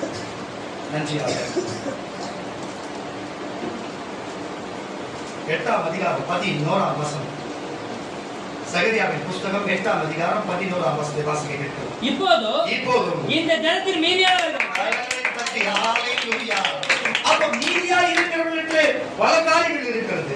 அப்ப மீதியா இன்னைக்கு கூட்டமாய் வந்தவர்கள் மீதியா இருக்கிறது சொன்னா அது ஒரு காரியம் இருக்கிறது. கூட்டமாய் இருந்தவர்கள் மீதியா சொன்னா அது ஒரு காரியம் இருக்கிறது.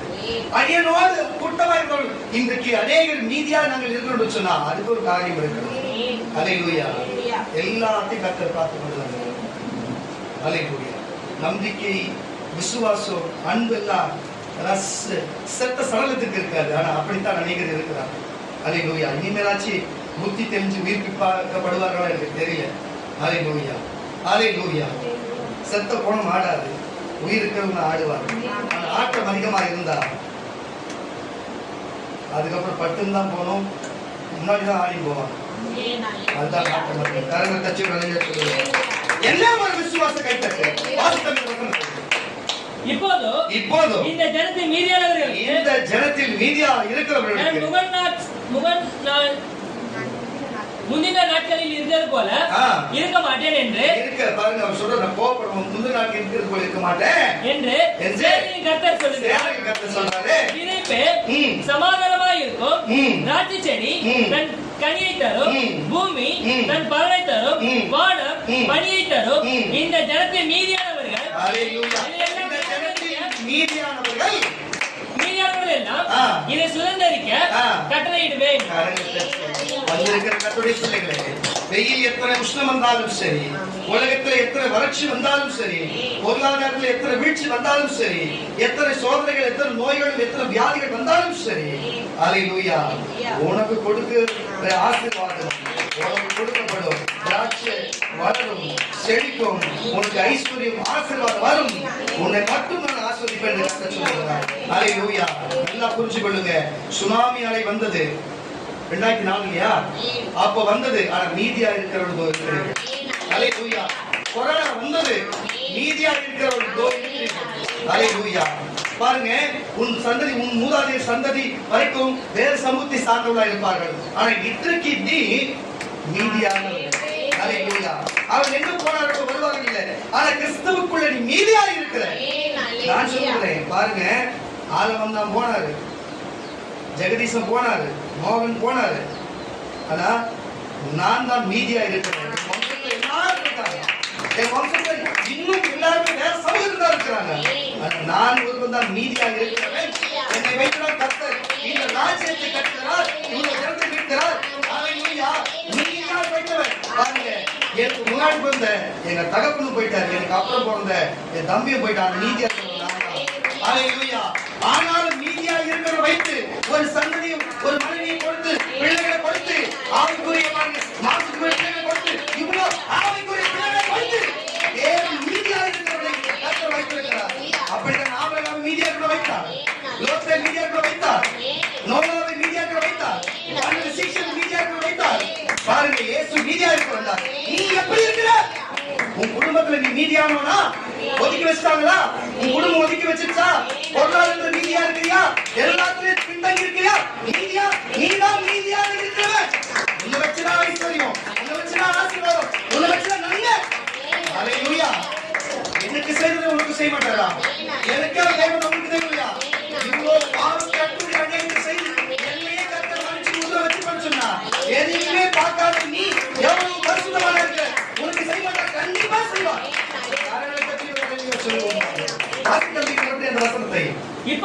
இப்போது இந்த ஜனத்தில் மீதியானவர்களை நான் முந்தின நாட்கள் இருந்தது போல இருக்க மாட்டேன் என்று சேனையின் கர்த்தர் சொல்லுகிறார். விதைப்பு சமாதானமாய் இருக்கும், இனிமே உங்களுக்கு சமாதானமாய் இருக்கும். திராட்சை செடி தன் கனியை தரும், பூமி தன் பலனை தரும், வானம் கனியை தரும். இந்த ஜனத்தில் மீதியானவர்கள் இதையெல்லாம் கட்டளையிடுவேன். விசுவாசப்படுத்தோம், கையை தட்டி தேவனே எல்லாமே எல்லார் மேலும் ஆசீர்வாதம் நிறைவேற்றும், எல்லார் மேலும் ஆசீர்வாதம் இருக்கட்டும். நம்பிக்கை உள்ளவர்கள் வைங்க. அல்லேலூயா. எல்லார் மேலும் ஆசீர்வாதம் நிறைவேற்றும். கர்த்தர் சொன்னதுதான். அல்லேலூயா. வாசிக்க கேட்டா ஏசாயா எழுதின தீர்க்கதரிசன புஸ்தகம் 9ஆம் அதிகாரம், ஏசாயா எழுதின தீர்க்கதரிசன புஸ்தகம் 9ஆம் அதிகாரம் 27ஆம் வசனம் வாசிக்கிறது.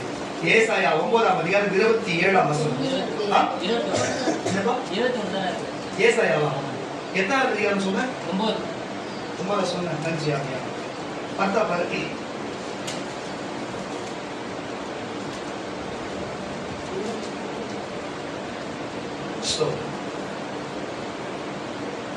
அந்நாளிலே எத்தனை வருஷம்? 27 வாசிக்கிறது. அந்நாளிலே தோலின்று இல்லடா, எத்தனை அதிகாரம்டா? 10 தானா? 27 29 வரை வாசி. கரங்களை தட்டி ஒரு அல்லேலூயா சொல்லுவோம். வாசித்தோம். அந்நாளிலே தோலின்று என்னப்பா? தோலில் நின்று உன் தோலில் நின்று அவன் சுமையும் கழுத்தில் நின்று அவன் துக்கமும் நீங்கப்படும். அபிஷேகத்தின் நுகம் முறிந்து போகும். அவன் ஆகாயத்தில் வந்து மீக்ரோனை கடந்து மிக சிலே தன் ரஸ்துகளை வைத்திருக்கிறான். கணவாய் தாண்டி கேபாவிலே பாளையம் இறங்குகிறான். ராமா அதிர்கிறது, சவுலின் ஊராகிய கீபியா ஓடுகிறது. சரி போதும். கரங்களை தட்டி வேலையை சொல்லுவோமா? அல்லேலூயா. பாருங்க கர்த்தருடைய பிள்ளைகளே, தேவன் நமக்கு இப்படிப்பட்ட ஐஸ்வர்யத்தையும் இப்படிப்பட்ட ஆசீர்வாதத்தையும் கொடுக்க வல்லவராய் இருக்கிறார். இப்படி நமக்கு கொடுக்க வல்லவராய் இருக்கிறார். சரிதான். சரி, இது எல்லாமே பாருங்க, ஆபிரகாமுடைய காலம் முடிஞ்சது, நோவாவின் காலம் முடிஞ்சது, லோத்தின் காலம் முடிஞ்சது, அப்போஸ்தலர் காலம் முடிஞ்சது, இயேசுவுடைய காலத்துல அவர் முடிச்சாரு, அவர் பிறந்து போயிட்டாரு. சரிதான். நீங்க எங்களுக்கு ஆசீர்வாதம் வரும் என்று சொன்னீங்க, அது விசுவாசம், நாங்க நம்புகிறோம் என்று சொல்லுகிறீங்க. அதுதான் கருத்து தட்டி வேலையில சொல்லுங்க. அப்போ இப்ப இருக்கிற நான் சொல்லுகிற தீர்க்கதரிசி என்று சொன்னா நிகழ்காலத்தையும் எதிர்காலத்தை கடந்த காலத்தை குறித்து சொல்லுகிறது தீர்க்கதரிசி. அல்லேலூயா. நானும் பாருங்க கடந்த எதிர்காலத்தை குறித்த பல தீர்க்கதரிசி சொல்லி இருக்கிறது உங்களுக்கு தெரியும். பாருங்க, நிகழ்காலம் ஏதாவது ஒரு சூரிய மந்திரம் கூட அதுக்கு முன்னாடி எதிர்காலத்தில் நடத்து பாருங்க, கடந்த காலத்துல நடந்த காலத்தையும் சொல்லிதான் இப்படி நடந்ததுன்னு சொல்லுவோம். புரியுதுங்களா? வருங்காலத்தில் இப்படி வரப்போது எச்சரிக்கையா இரு என்று சொல்லி இருக்கிறோம். அல்லேலூயா. நம்புறோம் நம்பலாம், நம்பாத போகலாம். இப்பதானே உங்களுடைய வார்த்தை எல்லாம் வந்து நிறைய பேர் சொல்றீங்க, அவரு தீர்க்கதரிசனம் சொல்றது இல்ல, அவர் பழைய மாதிரியே பேசுறது இல்ல, நீ ரொம்ப அழகா பழைய மாதிரி நடந்துக்கிற. அல்லேலூயா. உனக்கு உங்க ஆளுங்க தான் முக்கியம். அல்லேலூயா, அல்லேலூயா. அதனால எனக்கு என் தேவன் தான் முக்கியம், புரிஞ்சுக்கொள்ளுங்க. அல்லேலூயா. அதனால தயவு செய்து இந்த மாதிரி வார்த்தையில விட்டுடுங்க. நான் எதுக்கு இதை உங்களுக்கு சொல்லுகிறேன்னு சொன்னா, நிகழ்காலத்தையும் கடந்த கால எதிர்காலத்தையும் சொல்லுகிற தேவனாய் இருக்கிறார் அவர். அல்லேலூயா, அல்லேலூயா. அப்படி சொல்லுகிற தேவனாய் இருக்கிறார். பிரசங்கமும் அப்படிப்பட்டதுதான் இருக்கிறது, பிரசங்கமும் அப்படிப்பட்டதுதான், வார்த்தைகளும் அப்படிப்பட்டது. வாசி தம்பி. காட்டிலே அவனுக்கு மீதியான மரங்கள் கொஞ்சமாய் இருக்கும். அல்லேலூயா. மீதியான மரங்கள் கொஞ்சமாய் இருக்கும். 27வது வருஷம் ஆனது 10 19 19 ஓ 19 26 வரை வாசிக்கிறியா? அப்போ காட்டிலே அவனுக்கு மீதியான மரங்கள் கொஞ்சமாய் இருக்கும். ஒரு சிறு பிள்ளை அவைகளை எண்ணி எழுதலாம். நல்லா கேட்டுங்க, அங்க நடக்கிறத பாருங்க. வாசி தம்பி மறுபடியும் பாருங்க. ஒரு மரங்கள் கூட மீதி இல்லாத இருக்கு பாருங்க. எப்படி வாசிப்பா? காட்டிலே அவனுக்கு மீதியான மரங்கள் கொஞ்சமாய் இருக்கும். ஒரு சிறு பிள்ளை அவைகளை எண்ணி எழுதலாம். அக்காலத்திலே இஸ்ரவேலின் மீதியானவர்களும் யாக்கோபின் வம்சத்திலும் தப்பினவர்களும் பின்வரும் பொழுது தங்களை அழித்தவனை சார்ந்து கொள்ளாமல், பாருங்க, எவன் வந்து அவங்க விரோதமா எழுதினானோ பிசாசை சார்ந்து கொள்ளாமல். இன்னைக்கு நீ கஷ்டப்பட யார் காரணம்? மூதாதையர் ஆதாம் ஏவாளுடைய காலத்திலே இந்த பழத்தை சாப்பிடு என்று சொன்னதுதான் காரணம். ஆமாவா இல்லையா? அதுல இருந்து பாவம் வந்தது, நமக்கு ஒவ்வொருத்தரால வந்தது. அப்போ நமக்கு யாருக்கால பாவம் எதனால வந்தது? பிசாசால வந்தது. அப்போ எதிரிடத்துல நீ சார்ந்து கொள்ளாமல் பாருங்க, இஸ்ரவேலின் பரிசுத்தராகிய கர்த்தரையே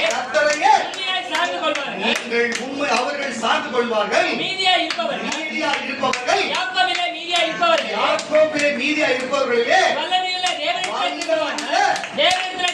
தேவனிடத்திலே திரும்புவார்கள். இஸ்ரவேலே உன் ஜனங்கள் சமுத்திரத்தின் மகரக்கரையிலிருந்தும் அவர்கள் மீதியாய் இருப்பவர்கள் மாத்திரம் திரும்புவார்கள். தீர்மானிக்கப்பட்ட வருகிற அழிவே நிறைந்த நீதியோடு புரண்டு வரும்.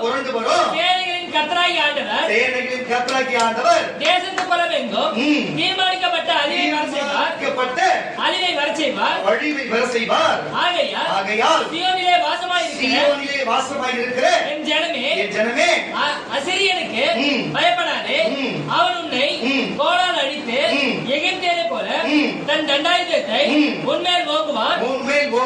ஆனாலும் இன்னும் கொஞ்ச காலத்துக்குள்ளே என் உக்கிரமும் அவர்களை சங்கரிக்க போகிறதுனாலே என் கோபமும் தீர்ந்து போகும் என்று சேனையின் கர்த்தராகிய ஆண்டவர் சொல்லுகிறார். கரங்களை தட்டி எத்தனை வசனம்? 25. இன்னும் 26 வசனம். ஒரு கண்மலையின் அண்டையிலே கரங்களை தட்டி ஹalleluya. என்னது வசி? கண்மலையின் அண்டையிலே நீதியானவரை வெட்டு துண்டை போல சேனைகளின் கர்த்தர் அவன் மேல் ஒரு சவுக்கை எழும்பி வர பண்ணி எகிப்திலே நமது கோலை கடலின் மேல் ஓங்கினது போல அதை அவன் மேல் ஓங்குவார். அந்நாளிலே தோளில் இருந்து அவன் சுமையும் உன் கழுத்தில் இருந்து அவன் துக்கமும் நீங்கப்படும்.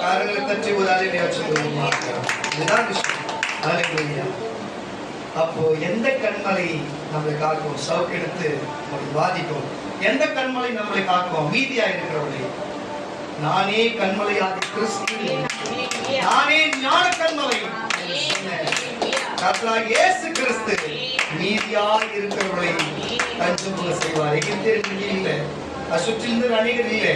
ஆனா மீதியா இருந்தவர்கள் தான் இன்றைக்கும், அங்கே மீதியா இருந்தவர்கள் தான் இஸ்ரவேல் இன்றைக்கும் இருக்கிறார்கள்.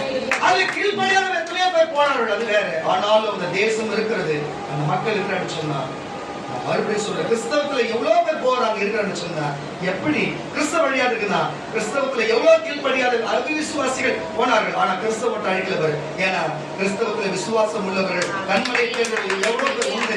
ஆனா கிறிஸ்தவம் அசைக்கப்படாது இருக்கிறது. அதனால பாருங்க, யூதர்களிலும் விசுவாசம் உள்ளவர்கள் உண்டு. அதனால யூத மார்க்கம் இன்னும் அழிக்கப்படாது இருக்கிறது. தயவு செய்து புரிந்து நடந்து கொள்ளும் கர்த்தருடைய பிள்ளைகளே. உலகத்துல எத்தனையோ விதமான அழிவுகள் பாருங்க. கொரோனால நம்ம மீதியா இருக்கிறோம், சுனாமில மீதியா இருக்கிறோம். பாருங்க, எத்தனையோ தேசத்திலே நிலநடுக்கத்துல மீதியா இருக்கிறார்கள். இவ்வளவு வெயிலிலும் நம்ம மீதியா இருக்கிறோம், இவ்வளவு பொருளாதார வீழ்ச்சியிலும் மீதியா இருக்கிறோம். அங்கங்கே பாருங்க, உலக போர் நடந்து கொண்டு குண்டு போட்டு கொண்டிருக்கிறது திடீரென்று. ஆனாலும் மீதியாக இருக்கிறார்கள். அவர்கள் எல்லாம் தேவன் மீதியாக வைத்த ஜனங்கள். அவர்கள் இறுதியில மீதியா இருக்க வேண்டும் என்று தேவன் சித்தத்தின்படி அவர்கள் மீதியா இருக்கிற ஜனங்கள். நீங்கள் அப்படிப்பட்டவர்களா? நீங்கள் அப்படிப்பட்டவர்களா என்று கர்த்தர் கேட்கிறார். ஹல்லேலூயா. நான் சொல்லுகிறேன் பாருங்க, நம்ம மீதியா எடுக்கப்பட்ட 12 கூட எடுத்து அந்த 12 அப்போஸ்தலரை வைத்து நம்மளை இந்த கர்த்தர் மீதியா இருக்கும்படிக்கு நம்ம உறவுகளிலும் ஜாதியிலிருந்து ஜனத்திலிருந்தோ நம்மளை கர்த்தர் மீதியாய் வைத்திருக்கிறார். நம்ம முன்னாடி போனாங்க, எங்க போய்க்கிறாங்கன்னு தெரியாது. நரகத்துக்கு போனாங்க, பாதாளத்துக்கு போனாங்களோ, ஆனா நம்மளை மட்டும் மீதியா வைத்திருக்காரு. எங்க போறதுக்கு? பரலோகம் போறதுக்கு, பரலோக நித்திய ஜீவனை கொடுத்து நம்மளை மீதியா வைத்திருக்கிறார் என்று சொல்லி விசுவாசிக்கிறவர்கள் இருந்தா வாசிக்க கேட்கிறார். இது வரைக்கும் பாருங்க கடந்த காலத்தை குறித்து பேசணும். எப்படி? கடந்த காலத்தை குறித்து பேசணும். இப்போ நிகழ்காலத்தை குறித்தும் எதிர்காலத்தை குறித்து பேச போறோம். எப்படி நம்ம வாழ்கிற காலத்திலும் நமக்கு இனிமே ஒரு அடுத்த மாசம் நடக்க போற காலத்தை குறித்து பேச போகிறோம். பாருங்க, கடந்த காலத்தை குறித்து பேசியாச்சு. ஹல்லேலூயா.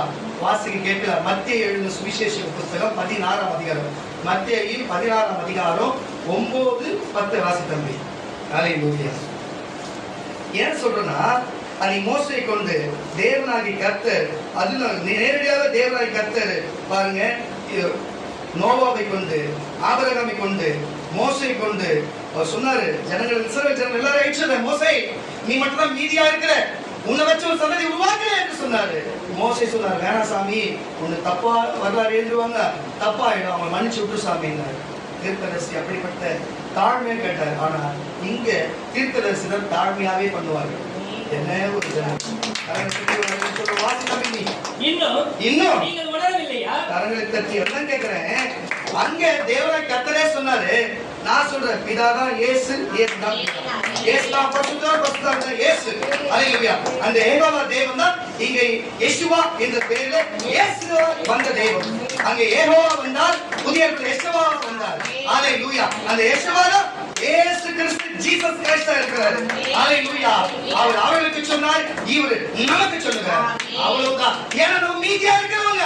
வாசி தம்பி, இன்னும் நீங்கள் உணரவில்லையா? இன்னும் கேட்டுக்கொண்டிருக்கிற ஜனமே, நீங்கள் உணரவில்லையா? 5 அப்பங்களை நான் 5 அப்பங்களை 5000 பேருக்கு பகிர்ந்ததையும் 5000 பேருக்கு நான் பகிர்ந்து கொடுத்தேன். மீதியானதை எத்தனை கூட நிறைய எடுத்தேன் என்பதையும் 7 அப்பங்களையும் 4000 பேருக்கும் பகிர்ந்ததையும் மீதியானதை எத்தனை கூட நிறைய எடுத்தேன் என்பதையும் நீங்கள் நினைவு கூறாமல் நீங்க இருக்கிறீர்களா? உங்களுக்கு தெரியாத இருக்கிறீங்களே. பாருங்க, அவர் என்ன சொல்ல வர்றாருன்னா, எப்பா நான் உங்களுக்கு சொல்லிட்டேன், ஆனா இந்த உபதேசத்தை வச்சு பக்கத்து சர்ச்சில், அக்கத்து சர்ச்சில், டிவில நீங்க எல்லாம் நீங்க யூடியூப்ல பாக்குறீங்க பாருங்க செய்தியெல்லாம், உங்களுக்கு எல்லாம் மேலோட்டமா முனைக்குள்ள மேலது போல உங்களுக்கு சொல்லி உங்க பிரெயின் வாஷ் பண்ணுவாங்க. அப்படிப்பட்ட புளிச்ச மாவுக்கு எச்சரிக்கையா இருக்க வேண்டும் தாயா, உனக்கு எப்படிப்பட்டதை சொல்றேன்னு சொல்லி உங்களுக்கு சொல்றாரு. வாசி தம்பி, அந்த வசனத்தை விட்டுறத தொடர்ந்து போ. பரிசேயர் சதுசேயர் என்பவர்களின் புளித்த மாவை குறித்து எச்சரிக்கையாய் இருக்க வேண்டும் என்று. புரியுதா? அந்த ஊழியம் தான் இவங்க செஞ்சுக்கிறாங்க. அவனுக்கு குறை சொல்றது பரிசேயர் சதுசேயர் ஊழியத்தில் செய்கிற வாசி எச்சரிக்கையாய் இருக்க வேண்டும் என்று நான் உங்களுக்கு சொன்னது. அப்பத்தை குறித்து சொல்லவில்லை. அப்பத்தை குறித்து சொல்லல. நீங்கள் உணராது இருக்கிறது எப்படி? உணராது இருக்கிறீங்களா? இன்ன வரைக்கும் நான் வார்த்தை குறித்து தான் சொல்றேன். அப்பொழுது அவர் அப்பத்தின் புசித்த மாவை குறித்து, அப்பத்தில் இருக்கிற புளித்த மாவை குறித்து எச்சரிக்கையாய் இருக்க வேண்டும் என்று சொல்லாமல் பரிசேயர் என்பவர்களையும் உபதேசத்தை குறித்து, அவங்க சொல்லுகிற வேத வசனத்தின் உபதேசத்தை குறித்து அப்படி சொன்னார் என்று அறிந்து கொண்டார்கள். பின்பு இயேசு பிலிப்பில் செகரியாவின் திசைகளில் இருந்து சொல்லுமா, சதுசேயர் பரிசேயர் நாட்டுல அங்கி மாதிரி கவுன் போட்டு இருந்தாங்களா? ஆமாம், வழியில சொல்லு. பாஸ்டர் உங்களை தான் கேட்கிறேன் முக்கிய சதிசேர் பரிசேர் வித்தியாசமான நேரத்துல போட்டுருந்தாங்க இல்லையா? இன்னைக்கு நம்ம சபையில இருக்கிற மார்க்கத்துல மாற்று மார்க்கத்துல தடி வச்சுக்கின்னு கோல் வச்சுக்கின்னு இன்னைக்கு போட்டுருக்காங்க, தலையில புல்லா மாடி இருக்காங்க இல்லையா? அப்படி சீஷர் இருந்ததை நீங்க பாத்துருக்கீங்களா? இவங்க எப்படி இருக்கிறாங்க? அப்ப இயேசு நம்ம தீர்க்கதரிசனம் சொல்றாரா இல்லையா? அவனுக்கு உபதேசம் தான் அப்படி இருக்கும். அல்லேலூயா. அவங்க தான் அன்பா இந்த மாதிரி விஷயத்தை சொல்லுவார்கள். அதனால தச்சு வழியில சொல்லுவாங்க. இதுதான் விஷயம். இது நடக்க போற காரியம். இப்போ உன்னை பார்த்து கர்த்தர் கேட்கிறார், நீ நீதியா இருக்கிறாயா இல்லையா? அல்லேலூயா. கிறிஸ்தவர்களே இன்றைக்கு இயேசுவை கிறிஸ்தவர்கள் எல்லாருமே பாருங்க, கிறிஸ்தவர்கள் சொல்லப்படுகிற இயேசுவை கொண்ட ஜனங்கள் பாருங்க, இன்றைக்கு ஏன் யூதர்களிலே இல்ல அநேகர், ஏன் இஸ்ரவேல்களிலே அநேகர் இல்ல, ஏன் கிறிஸ்தவர்கள் ஏன் இஸ்ரவேல் நாடுல அதிகமா இல்ல, ஏன் அப்படி இருக்கிறாங்க? அல்லேலூயா. ஆனா அவர்களிலிருந்து பாருங்க, நீதம் எடுக்கப்பட்டவர்கள் நீங்கள் தான், நீதியானவர்கள் நீங்கள் தான். அவர் விட்டதை நீங்கள் பிடித்துக் கொண்டீர்கள், அவருடைய ஆசீர்வாதத்தை நீங்கள் பெற்றுக் கொண்டீர்கள், அவர் விட்ட ஆசீர்வாதத்தை உலகம் பெற்றுக் கொண்டது, நீங்க பெற்றுக் கொண்டீர்கள். நம்ம புறச்சாதியா இருந்தாலும் சரி, அவங்க விட்ட ஐஸ்வர்யத்தையும் ஆசீர்வாதத்தை நம்ம பெற்றுக்கொண்டோம். நம்ம தான் இறுதியிலே நீதியா இருக்கிறோம். அவர்கள் முடிஞ்சு போச்சு. நம்ம தான் நீதியானவர்களே. நம்மளை வச்சுதான் சந்ததி, நம்மளை வச்சுதான் ஊழியம், நம்மளை வச்சுதான் அற்புதம், நம்மளை வச்சுதான் எல்லா காரியமும். கர்த்தர் அல்லேலூயா நீதியா இருக்கிற காரியம். அல்லேலூயா. வாசிக்க கேட்கலாம். எதிரே ரோமரின் புஸ்தகம் 9ஆம் அதிகாரம்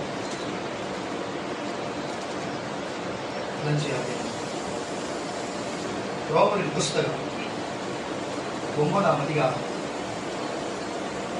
27ஆம் வசனம். அல்லாமலும் இஸ்ரவேல் புத்திரருடைய இலக்கம் சமுத்திரத்தின் மரணத்தியா இருந்தாலும் மீதியா இருப்பவர்களின் மாத்திரம் ரட்சிக்கப்படுவார்கள் என்று அவர் நீதியோடு சீக்கிரமாய் காரியத்தை நிறைவேற்றுவார். கர்த்தர் பூமியிலே சீக்கிரமாவே காரியத்தை நிறைவேற்றி முடிப்பார் என்று ஏசாயா இஸ்ரவேலை குறித்து நல்லா கேட்டுங்க. ஏசாயா இஸ்ரவேலை குறித்து சொல்லுகிறார். அல்லாமலும் ஏசாயா முன்னே சொன்னபடி சேனைகளின் கர்த்தர் நமக்குள்ளே ஒரு சந்ததியை மீதியாக வைக்காமல் எந்த சந்ததி இது? யாரு கிறிஸ்தவர்கள் சொல்லப்படுகிற இந்த சந்ததிதான். பாருங்க, இஸ்ரவேலுக்கு ஏசாயா தீர்க்கதரிசி அப்பவே சொன்னார். அது ஏசாயா தீர்க்கதரிசி புத்தகம் வாசிக்கும் பொழுது மீதியா இருக்கிறவர்கள் இருப்பார்கள், அவரை ஆசீர்வதிப்பார், கொடுப்பேன். அந்த சந்ததி தான் இது புதிய ஏற்பாடு சொல்லப்படுகிற சந்ததி. கிட்ட வாசி. மீதியா வைக்காது இருப்பானால் நாம் சோதமை போலாகி பாருங்க, மீதியா வைக்காம போனா சோதம்ல கோமராவுக்கு ஒழிந்திருப்போம். இப்படி இருக்க நாம் என்ன சொல்லுவோம்? நீதியை தேட புறஜாதியார் நீதியை அடைந்தார்கள். நீ கரங்களை தட்டி நபர் புறஜாதியார்கள் நம்ம தேடி நீதி அடைந்தார்கள். அது விசுவாசத்தினாலாகும். கரங்களை தட்டி இயேசு ஒருவர் உண்டு, அதற்கு சிந்தனை நம்பிக்கையினாலே உண்டாகும். நீதியை நீதியின் பிரமாணத்தை தேடின இஸ்ரவேலரோ நீதியின் பிரமாணத்தை அடையவில்லை. நீதியின் பிரமாணத்தில் இந்த நியாயப்பிரமாணம் மோசே கொடுத்து சொல்லி போனாங்க பாருங்க, ஒருத்தரும் அதை அடையவில்லை. எண்ணத்தினால் என்றால் அவர்கள் விசுவாசத்திலே தேடாமல் நம்பிக்கையில தேடாமல் நியாயப்பிரமாணத்தில் கிரியையினாலே நீதியை செயல்பாடிலே தேடினபடியால் அதை அடையவில்லை. அவர்கள் அதை அடையவில்லை. இடறலுக்கான கல்லிலே இடறினார்கள். பாருங்க, எங்க போய் இடறி விழுணுமோ அங்க விழுந்தார்கள். இதோ இடறலுக்கான கல்லையும் இடறலுக்கான கல்லு வேற யாரும் தேவன் தான் வச்சிருக்கிறார். தவறுக்கான வழியையும் கண்மலையையும் வைக்கிறேன். இயேசு வச்சது. அல்லேலூயா. இயேசு பேசுற வார்த்தை தான் அவங்களால ஏத்துக்க முடியல. அதான் தடைகளா இருந்தது. அந்த கண்மலையின் பக்கத்துல போடா ஏற்கனவே தீர்க்கதரிசனமாக சொல்லப்பட்ட வார்த்தை கண்மலை தான் ஒன்று நின்னது. ஆனா அவர் பக்கத்தில் போய் அந்த தேவனை தேடாமல் அவர் விட்டு விலகி போனார்கள். இன்றைக்கு கண்மலையாக கிறிஸ்துவை நீயும் நான் தேடினால அவர் விட்டதை நம்பிக்கை நம்ம கொடுத்தோம். அது நீதியா இருக்கிற நம்ம தான், நீதியா இருக்கிற சந்ததி நம்ம தான். வாசித்தமே கண்மலையையும் சீயோனிலே வைக்கிறேன். அவரிடத்திலே விசுவாசமா இருப்பவன் எவனோ அவன் வெட்கப்படுவதில்லை கர்த்தருடைய பிள்ளைகளே. அப்ப இஸ்ரவேல் தான் அது இருந்தது, அவங்க தான் மீதியா இருந்தாங்க. அப்படி மீதியா இருந்தவர்கள் கண்மலை இருக்கும், கண்மலையில போய் ஒளிஞ்சிங்க சொல்லி ஏற்கனவே முன்னாடி தீர்க்கதரிசி சொல்லியும் அவங்க அந்த கண்மலை வந்த பொழுது அதுலதான் இடறி போனாங்க. அவர் கொல்லதான் பார்த்தாங்க, அவர் சாவடிக்கதான் பார்த்து பண்ணாங்க தவிர அவர் தெய்வம் ஏத்துக்கல. ஆனா நீயும் நானும் தெய்வம் ஏத்துக்கணும். அவங்க விசுவாசிச்சோம், அவங்க விசுவாசத்தை நம்பிக்கை அவர் மேல வைக்கல. அவர் மனுஷன் அவங்க தீர்க்கதரிசியா பார்த்து அவரை இடறி தடுக்கி விழுந்தாங்க. ஆனா நம்ம மட்டும் தான் அதை தாண்டி பிடிச்சோம். ஹல்லேலூயா. அதுதான் புது சந்ததி நீதியா இருக்கப்பட்டது. ஹல்லேலூயா. அதே ரோமருக்கு நிருபம் 11ஆம் அதிகாரம் 3 இருந்து 13 வரை உள்ள வசனம் தொடர்ந்து வாசிப்போம். அதிலே முடிச்சிடும். கர்த்தாவே எல்லாம் பாருங்க, 3 இருந்து 13 வசனம் முடிச்சிடலாம். இதுதான் இப்ப பேச வேண்டிய பிரசங்கம். கர்த்தாவே உம்முடைய தீர்க்கதரிசிகளை அவர் கொலை செய்து உம்முடைய பலிபீடங்களை இடித்து போட்டார்கள். நான் ஒருவன் மாத்திரம் மீதியாய் இருக்கிறேன், என் பிராணனியாக தேடுகிறார்கள் என்று இஸ்ரவேல் வம்சத்தாருக்கு. பாருங்க, இதே சம்பவம் தான். பாருங்க, நம்ம எலியா தீர்க்கதரிசி கொடுத்தாங்க, எல்லாரும் கொடுத்தாங்க, நான் ஒருத்ததான் மீதியா இருக்கிறேன். ஆனால் அங்க எலிசாவை வைத்திருக்கிறேன், பிறகு 300 நான் தீர்க்கதரிசி வைத்திருக்கிறேன் சொன்னார். நீதியா இருக்கிற வைத்திருந்த எலியாவை வைத்து எலிசாவை உருவாக்கினார். வாசகம் விட்டது வந்து மீதியா இருக்கிறேன், என் பிராணனியாக தேடுகிறார்கள் என்று இஸ்ரவேலுக்கு விரோதமாய் விண்ணப்பம் பண்ணின போது அவனுக்கு உண்டான தேவ உத்தரவு என்ன? பாகாலுக்கு முன்பாக கேட்டுங்க, பாகாலுக்கு முன்பாக முழங்கால் படியிடாதே, முழங்கால் படியிடாத 7000 பேரை எனக்காக மீதியாக வைத்தேன். பிசாசை கும்பிடாத 7000 பேர் தேவன் மீதியா வைத்திருக்கிறார் என்பது அது போல இந்த காலத்திலும் புரியுத அந்த ஒரு தீர்க்கதரிசி வைத்து பாகாலி எசபேலி வணங்காதவர்கள் உண்டு. இன்றைக்கும் உலகத்தையும் தேடாமல், பிசாசை பற்றி கொள்ளாமல், அந்நியர்களை பற்றி கொள்ளாமல், இயேசு கிறிஸ்துவை தேடுவது மட்டும் மீதியா இருக்கிற ஒரு கூட்டம் உண்டு. அது இந்த நாட்களிலும் அது இயேசுவை கிருபையினாலே உண்டாகி இருக்கிறது. பாருங்க, இயேசுவை தெரிந்து கொள்வதன்படி ஒரு பங்கு நீதியா இருக்கிறது. அது கிருபையினாலே உண்டாகி இருக்கிறது. பாருங்க, கிருபையினாலே நியாயப்பிரமாணத்தில் செயல்படுகிற செயல்பாட்டினாலே இல்ல, கிருபையினாலே உண்டாகி இருக்கிறது. அப்படி என்னன்னா கிருபையானது பாருங்க, கிருபை அல்லவே அன்றியும் அது கிருபைகளினாலே உண்டாயிருந்தால், பாருங்க, கிருபையினால மட்டும் உண்டாயிருந்தா அது கிரியையாயிராது. அப்படி இல்லனா கிரியையானது அல்லவே. அப்படியானால் என்ன? அப்படின்னா என்னதான் நடக்குது? இஸ்ரவேலர்கள் தேடுகிறது அடையாளமா இருக்கிறார்கள். அவர்கள் அடையாளத்தை தான் தேடினார்கள். இப்படி வருமா மோசே ஒரு செங்கடல் கடந்தார், அதை பண்ண அடையாளத்தை தேடினார்கள். தெரிந்து கொள்ளப்பட்டவர்களோ அதை அறிந்திருக்கிறார்கள். மற்றவர்கள் இன்றைய தினம் இப்போ வரைக்கும் கஷ்டப்பட்டுக்கினே இருக்கிறார்கள். கனநித்திரையின் ஆவியையும் இருக்கிற கண்களையும் நல்லா கேட்டுங்க. நான் ஒரு காட்ட சொல்றேன். சரி, இயேசுடைய பிள்ளைகள் தான், இயேசு தேவனுடைய பிள்ளைகள் தான், தேவனுடைய பிள்ளைகள் தான் என்று யூதர்கள் சொல்லுவோம். ஆமான்னு ஒரு அல்லேலூயா. என்ன தூங்குறீங்களா? கை தட்டுன்னு சொல்ல போகிறேன். அல்லேலூயா. அவர்கள் தானே கர்த்தருடைய புத்திரர்கள், அவர்கள் தேவனுடைய பிள்ளைகள். ஆமான்னு ஒரு அல்லேலூயா சொல்லுங்களேன். சொல்லுங்களேன். அதே தேவனை படிக்கிறாரா? கண்ணை கட்டி வச்சுட்டு அவர் தான், அவங்களுக்கு உணர்வு இல்லாததுதான் பார்க்கறது அவர் தான், அவங்களுக்கு அவர் தெரியாத பண்ணதும் அவரே தான். ஏன் கேள, அவங்க பிடிச்சிட்டு இருந்தாங்கன்னு வச்சுக்கேன், இந்த உலகத்தையே பிடிச்சிட்டு இருப்பாங்க. உலகத்தை பிடிச்சதுனால அவங்க தேசத்துக்குள்ள யாரும் தீட்டுனுவாங்க. உலகத்தை பிடிச்சிட்டாங்கன்னா எப்படியும் நம்மளை பாம்பு போட்டு வேலை பண்ணிட்டு இருப்பாங்க. எப்படி நம்ம எல்லாரும் போயிட்டு இருப்போம், அவங்க மட்டும்தான் உலகக்குள்ளா இருந்திருப்பாங்க. ஆனா தேவனுக்கு அது நோக்கம் இல்லை, எல்லாருமே தேவன் தான் நோக்கம். அது என்ன அப்படி சொல்றாரு? இவனுக்கு திருப்பி விழுவானுங்க, அது ஒரு 1000 பேர் தப்பிப்பான், 10,000 பேர் சாப்பாடுங்க, 100 பேர் தப்பிப்பா, திருப்பி உருவாக்குவார். இப்படியே காலம் எல்லாத்துக்கும் சம்பவம் இருந்தாரு. ஆனா நம்ம அப்படி கிடையாது.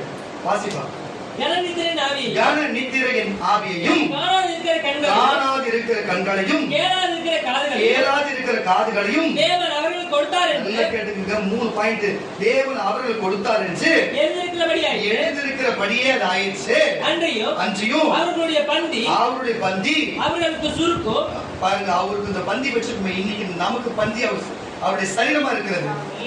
ஆனா அவர்களுக்கு பந்தி சுருக்கு, கழுத்துல போடுற சுருக்கும் கண்ணியும் இடர்களுக்கு தடுக்கி விடுறதுக்கான கல்லும் பதிலுக்கு பதிலாக அவங்களுக்கு அப்படி ஆவது காணாதபடிக்கு அவங்களுடைய கண்கள் அவங்க அந்த இருளாகி போய் இருக்க கடவுது. அவருடைய முதுகு எப்பொழுதும் உடம்புல பாவத்தை சுமந்து வயிற்றை தூக்கி சுமந்து குனிந்திருக்க கடவுது என்று தாவீதும் சொல்லியிருக்கிறார்.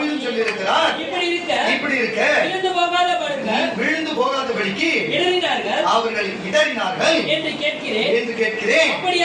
அப்படி அல்லவே அவர்களுக்குள்ளே நல்ல கேட்டீங்க, அவர்களுக்குள்ளே வைராக்கியத்தை எழுபத்தக்கதாக அவர்களுடைய தவறுதலினாலே நல்ல கரங்களை தட்டி வரவேற்க சொல்லுங்க. கீழ்படிகிற நேரத்துல அற்புதம் பெற்றுகிறது. கீழ்படியாம போன தேவன் பக்கத்து தேசத்தை ஆளு விட்டு அவங்க அடிக்கிறது. இவங்க அடிக்க விட்டு எவன் அடிக்க விடுறாரு அது தேசம் இல்லாத போய் இவங்க மட்டும் இருந்துக்கிறாங்க. அது புரியுதா? எகிப்தை விட்டு அடிக்க விட்டாரு, எகிப்து இல்லாத போச்சு. அங்க பக்கத்து நாடை விட்டு பாபிலோனை விட்டு அடிக்க விட்டாரு, பாபிலோன் எங்க தெரியல. பாருங்க, அதுக்கப்புறம் நிறைய நாடு இருக்குது. உங்களுக்கு தெரியும் பாபிலோனு இன்னும் நிறைய நாடு இருக்கிறது. எல்லாம் எங்க போச்சுன்னே தெரியல. அல்லேலூயா, இவங்க மட்டும் இருக்கிறாங்க. புரியுதா? கடைசியில் இவங்களை விட்டு நம்மளை விட்டு அவங்க அடிக்க வச்சிருந்தா நம்ம இல்லாத போயிருப்போம். புரியுதா? நீங்க வரலாறு பிரச்சனை தெரியும். ஆனா அவங்க மட்டும் இருந்துக்கிறாங்க. 1000 பேர் சாவா, 10 பேர் தப்பிச்சிருவா, அவங்கள வச்சு உருவாக்கிடுவாரு. 10 பேர் சத்துக்கு உருவாக்கிடுவாரு. இப்படியே தான் போயிடு. இன்னைக்கு அப்படித்தான். இன்னைக்கு வரைக்கும் அவங்க சின்ன நாடு தான் கொண்டு போட்டுக்கிறாங்க. ஈரான் ஈராக்கு போடுது, பக்கத்துல பாலஸ்தீன் போடுது, காசா போடுது. ஆனா அவங்க அசல முடியல. பாத்தீங்களா? எவ்வளவு பேர் சேர்த்தாலும் அவங்க எதிர்நாட்டு எப்படி சின்ன நாடு ஜெயம் வாங்குறாங்க. அவங்க ஒண்ணும் பண்ண முடியாது. தேவன் அனுகிரகம் அப்படி கரகச்சி தெய்வத்தை விட்டு விட்டார்கள். ஆனா தேவன் என்ன செய்தது? நமக்கு வழிகாட்டினார். விட்டத்துல வாசித்தமே வைராக்கியத்தை எழுபத்தக்கதாக நமக்குள்ள வைராக்கியத்தை எழுபத்தக்கதாக அவர்களுக்குள்ளே அவங்க விட்ட தவறுதலினாலே கீழ்ப்படியாமல் போன தவறுதலினாலே நமக்கு இருக்கிற புறச்சாதிக்கு நமக்கு ரட்சிப்பு முட்டனால நமக்கு ரட்சிப்பு கிடைத்தது. அவருடைய தவறு உலகம் முழுவதிலும் இருக்கிற புறச்சாதி மக்களுக்கு ஐஸ்வர்யம், அவருடைய குறைவு புறச்சாதிகளுக்கு ஐஸ்வர்யமாய் இருக்கிறது. அவருடைய நிறைவு அப்போ எவ்வளவு அதிகமா இருக்கும் பாருங்க. புறச்சாதியாராகிய உங்களுடனே பேசுகிறேன். புறச்சாதிகளுக்கு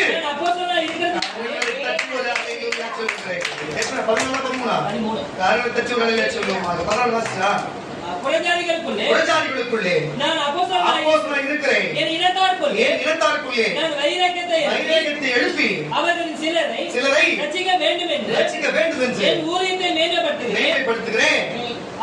அவர்கள் தள்ளிவிடுதல் உலகத்தை ஒப்புரவாக்குதலினாலே அவர்கள் அங்கீகரித்துக் கொள்ளுதல் என்னமாயிராது. மரித்தோரின் ஜீவன் உண்டாயிருக்கிறதும் அல்லவோ. போதும் கரங்களை தச்சு வச்சுருவோம். இதுல இருந்து என்ன தெரியுதுன்னா உங்களுக்கு, அவர்களை விட்டு அவர்கள் கண்கள் கட்டப்பட்டு அவர் கால் இடறினாலே நம்ம நீதியாய் நம்பிக்கையால் நீதியாய் இருக்கிறவர்களை வைத்து கர்த்தர் நம்ம ரட்சிப்பை கொடுத்திருக்கிறார். அவர்களுக்கு நம்ம மீதியா இருக்கிறோம். அல்லேலூயா. நம்ம மீதியா இருந்து நம்ம ரட்சிப்பை கர்த்தர் கொடுத்திருக்கிறார். இயேசு மீதியா இருந்தார். அல்லேலூயா. அவருடைய சரித்தை நமக்கு கொடுத்து விட்டு போனார். நம்ம ரட்சிக்கப்பட்டோம். அவருடைய ஐஸ்வர்யத்தை விட்டதுனாலே நம்ம ஐஸ்வர்யத்தை ஆசீர்வாதத்தையும் புறச்சாதிகள் பெற்றுக் கொண்டார்கள். கர்த்தருடைய பிள்ளைகளே, இது இப்படி நடந்து கொண்டு இருக்கிறது. நீங்கள் எப்படி ஞாயிற்றுக்கிழமை லீவ் போட போறீங்களா? இல்ல கர்த்தரை தேட போறீங்களா? இல்ல வசனத்தை வாசித்து விட்டு வசனத்தின்படி நடந்து எனக்கு ஒண்ணு புரியல. மிஞ்சின பதார்த்தம் மீதியா இருக்கிறவங்க என்ன தெரியுமா பண்றாங்க? வீட்டுக்கு முன்னாடி இயேசுவின் ஜெயம், கர்த்தர் உன்னுடைய வாதி வராமல் காப்பார், இந்த மாதிரி வசனம் பார்த்தீங்கன்னா எழுதி போட்டுருக்கு. நான் கேட்கிறேன், ஒரு வீட்டுக்கு சமீபத்தில் வெள்ளிக்கிழமை காலையில் ஒரு பிசாசு ஓட்டு போனேன். ஊர்பட்ட தாயத்து கட்டிக்குது. தாயத்து கட்டின்னு அவ்வளோ பிசாசு 22,000 ரூபாய் கொடுத்து அவ்வளோ தாயத்து கட்டிட்டு வந்து பிசாசு ஆடின்னு தான் இருக்கு. புரியுதா? அவங்க வீட்டுக்கு இவங்க வந்து அவங்க ஒரு கிறிஸ்தவங்க, அவங்க வீட்டிலே வசனம் இருக்குது, பிசாசு ஆடின்னு தான் இருக்குது. இன்னொரு வீட்டுக்கு ஜாப் பண்ண போனோம், அவங்க வீட்டில் ஊர்பட்ட வசனம் இருக்குது, அவங்க பையனுக்கு தீராத வயிறு பிரச்சனை இருக்கிறாங்க. வசனம் இருந்தா பேய் பிடிக்காது, உடம்பு சரியில்லாத ஆவாதா? வசனம் இருந்தா பேய் பிடிக்காது. நான் கேட்கிறேன், ஆமான ஒரு வழியில சொல்லுங்க. வசனம் மாட்டி வச்சா பேய் பிடிக்காத ஒரு வழியில சொல்லு, நோய் வராத ஒரு வழியில சொல்லு. தெளிவா இருக்கிறீங்க. அல்லேலூயா. வசனம் மாற்றத்துல விஷயம் கிடையாது, வசனத்தின்படி வாழத்துல இருக்குது. அல்லேலூயா, அல்லேலூயா. வசனத்தை எழுதி வைக்கிறது விஷயம் கிடையாது, புரியுதா? அதுல ஜெபிப்பதில் தான் இருக்குது, அதன்படி நடப்பதில் தான் இருக்குது. அது ஒரு கண்ணத்தில் இருந்த மறு கண்ணத்தை கொடு, ஒருவன் ஒரு கண்ணத்தில் இருந்தா மறு கண்ணத்தை கொடுத்து வீட்டுல வசனத்தை வச்சுட்டு போட்டா போதாது. அல்லேலூயா. அந்த மாதிரி நீ ஒரு அரஞ்ச கத்தி எடுக்க கூடாது, புரியுதா? கணத்தை கொடுக்கணும். ஆனா வசனம் அப்படி இருக்கும், ஆனா நீ கத்தி எடுப்ப, புரியுதா? அல்லேலூயா. உங்களுக்கு சிறியவனுக்கு எது செய்ய எனக்கே செய்கிறது, நீ என்ன செய்வ? பணம் கொடுப்பியா இல்ல காசு கொடுப்பியா? அவன் எட்டி எட்டி உதைப்ப, அசிங்கமா திட்டுவ. ஆமான வழியில சொல்லு, இப்படித்தான். அப்ப எங்க போவோம்? சொல்லுங்க நீங்களே. வசனம் மாற்றத்துல பிரயோஜனம் கிடையாது, வசனப்படி நடக்கிறது தான் பிரயோஜனம். அப்பப்பா கிரியை செய்யும், அப்பப்பா கிரியை செய்யும் வசனம். அதனால்தான் நீ எங்க வீட்டுல மேல வந்து பாருங்க, சுத்தி என்ன வசனம் இருந்தா பாரு. நம்ம காலங்கள் ஒண்ணு இருக்கும், நம்ம வருஷத்துல வாக்கிறது ஒண்ணே ஒண்ணு இருக்கும். ஏன்னா எங்களுக்கு தெரியும். அல்லேலூயா. சர்ச்சில் மட்டும் இருந்தா படிப்பறிவு இல்லாத இருக்கிறவங்க உண்டு, வசனம் தெரியாதவங்க உண்டு. அது தெரிஞ்சு நான் கூட என்ன வசனம் கொடுப்பாரு, செழிப்பா இருப்பேன் அப்படி இருக்கிறதா கொடுப்பாரு. ஏசப்பா பேசுறதா அது நடந்தாலே போதும், எல்லாமே தன்னால.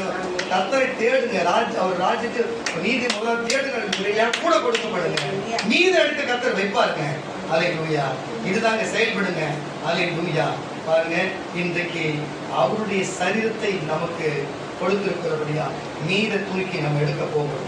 ஆனாலும் மீத துணிக்கை உங்களுக்கு கொடுக்க போறது இல்லை, ஏற்கனவே மீத துணிக்கை எடுக்கிறீங்க பாருங்க, அவங்க மட்டும் டிசென்ட் கட்சி விடுங்க, மற்றவங்களுக்கு இல்லை.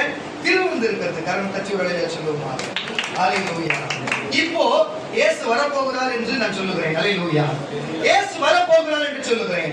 அவருக்கு வரும் பொழுது நம்ம சபையில் இருக்கிறவர்கள் நீதியாய் இருப்போம். உலகத்திற்கு நம்ம நீதியாய் இருப்போம் கொண்டு போவார் என்று நான் விசுவாசிக்கிறேன். நீ விசுவாசித்தா காரணம் கட்சி வேலையில சொல்லுவாங்க. வாசிக்க கேட்கிற வெளிப்பட்ட விசேஷம் 11ஆம் அதிகாரம் 13ஆம் வசனம் முடிச்சது. அவ்வளவுதான். வெளிப்பட்ட விசேஷத்தின் புஸ்தகம் 11ஆம் அதிகாரம் 13ஆம் வசனம்.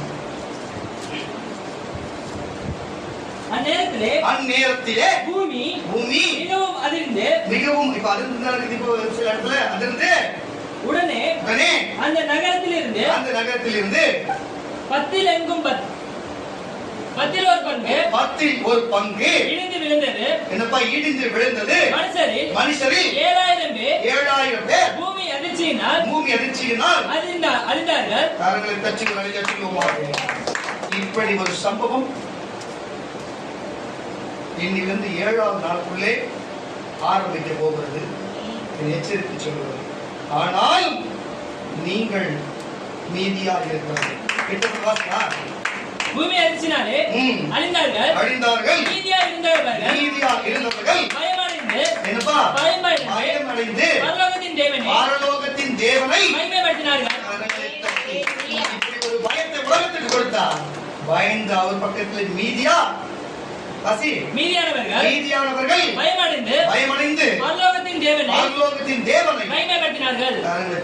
நான் சொல்லுகிறேன், இந்த வசனத்துல நடந்து நம்ம குடும்பத்தில் நடந்து நம்ம உறவுக்கு நடந்து நம்ம தேடணுமா? இதெல்லாம் எதுவுமே நம்ம குடும்பம் நடக்கூடாது. ஆனா மீதியாய் நம்ம தேவனை தேடணும். நீங்க முடிவெடுத்து உலகத்துக்கு அப்படித்தான், ஆனா உனக்கு அப்படி இல்லை. அல்லேலூயா. நீ சொல்லுகிறவர்களும் அப்படி இல்லை, நீ ஜபிக்கிறவர்களும் அப்படி இல்லை. அவர்களாம் தேவனோட நீதியாய் இருக்கிறவங்க, நீதியாய் தேடுகிறது. அவர்களுக்கு ஐஸ்வர்யம் வைக்கிறது பாருங்க, பனி பொழியும். வெயில் நாட்களில் அவர்கள் பனி பொழியும். அவர் வைக்கிறது பாருங்க, பயிரெடுக்கிறது வளர்ச்சி அடையும், ஐஸ்வர்யம் உண்டாகும், ஆசீர்வாதம் உண்டாகும், எல்லாமே அவர்களுக்கு உண்டாகும். எப்படி தெரியுமா? அவருடைய துணிக்கை வந்திருக்கிறது, அவர் சரீரம் வந்திருக்கிறது, அவர் அப்பம் வந்திருக்கிறது, அலைகள் வந்திருக்கிறது. அதை புசிக்கிற நீங்கள் நீதியாய் இருக்கிறவர்கள். அதனால நீங்கள் காக்கப்படு, இன்றைக்கு வந்து நீங்கள் காக்கப்படுகிறீர்கள். அல்லேலூயா. விசுவாசிக்கிறவர்கள் எல்லாம் உடல் நல்படுகிறார்.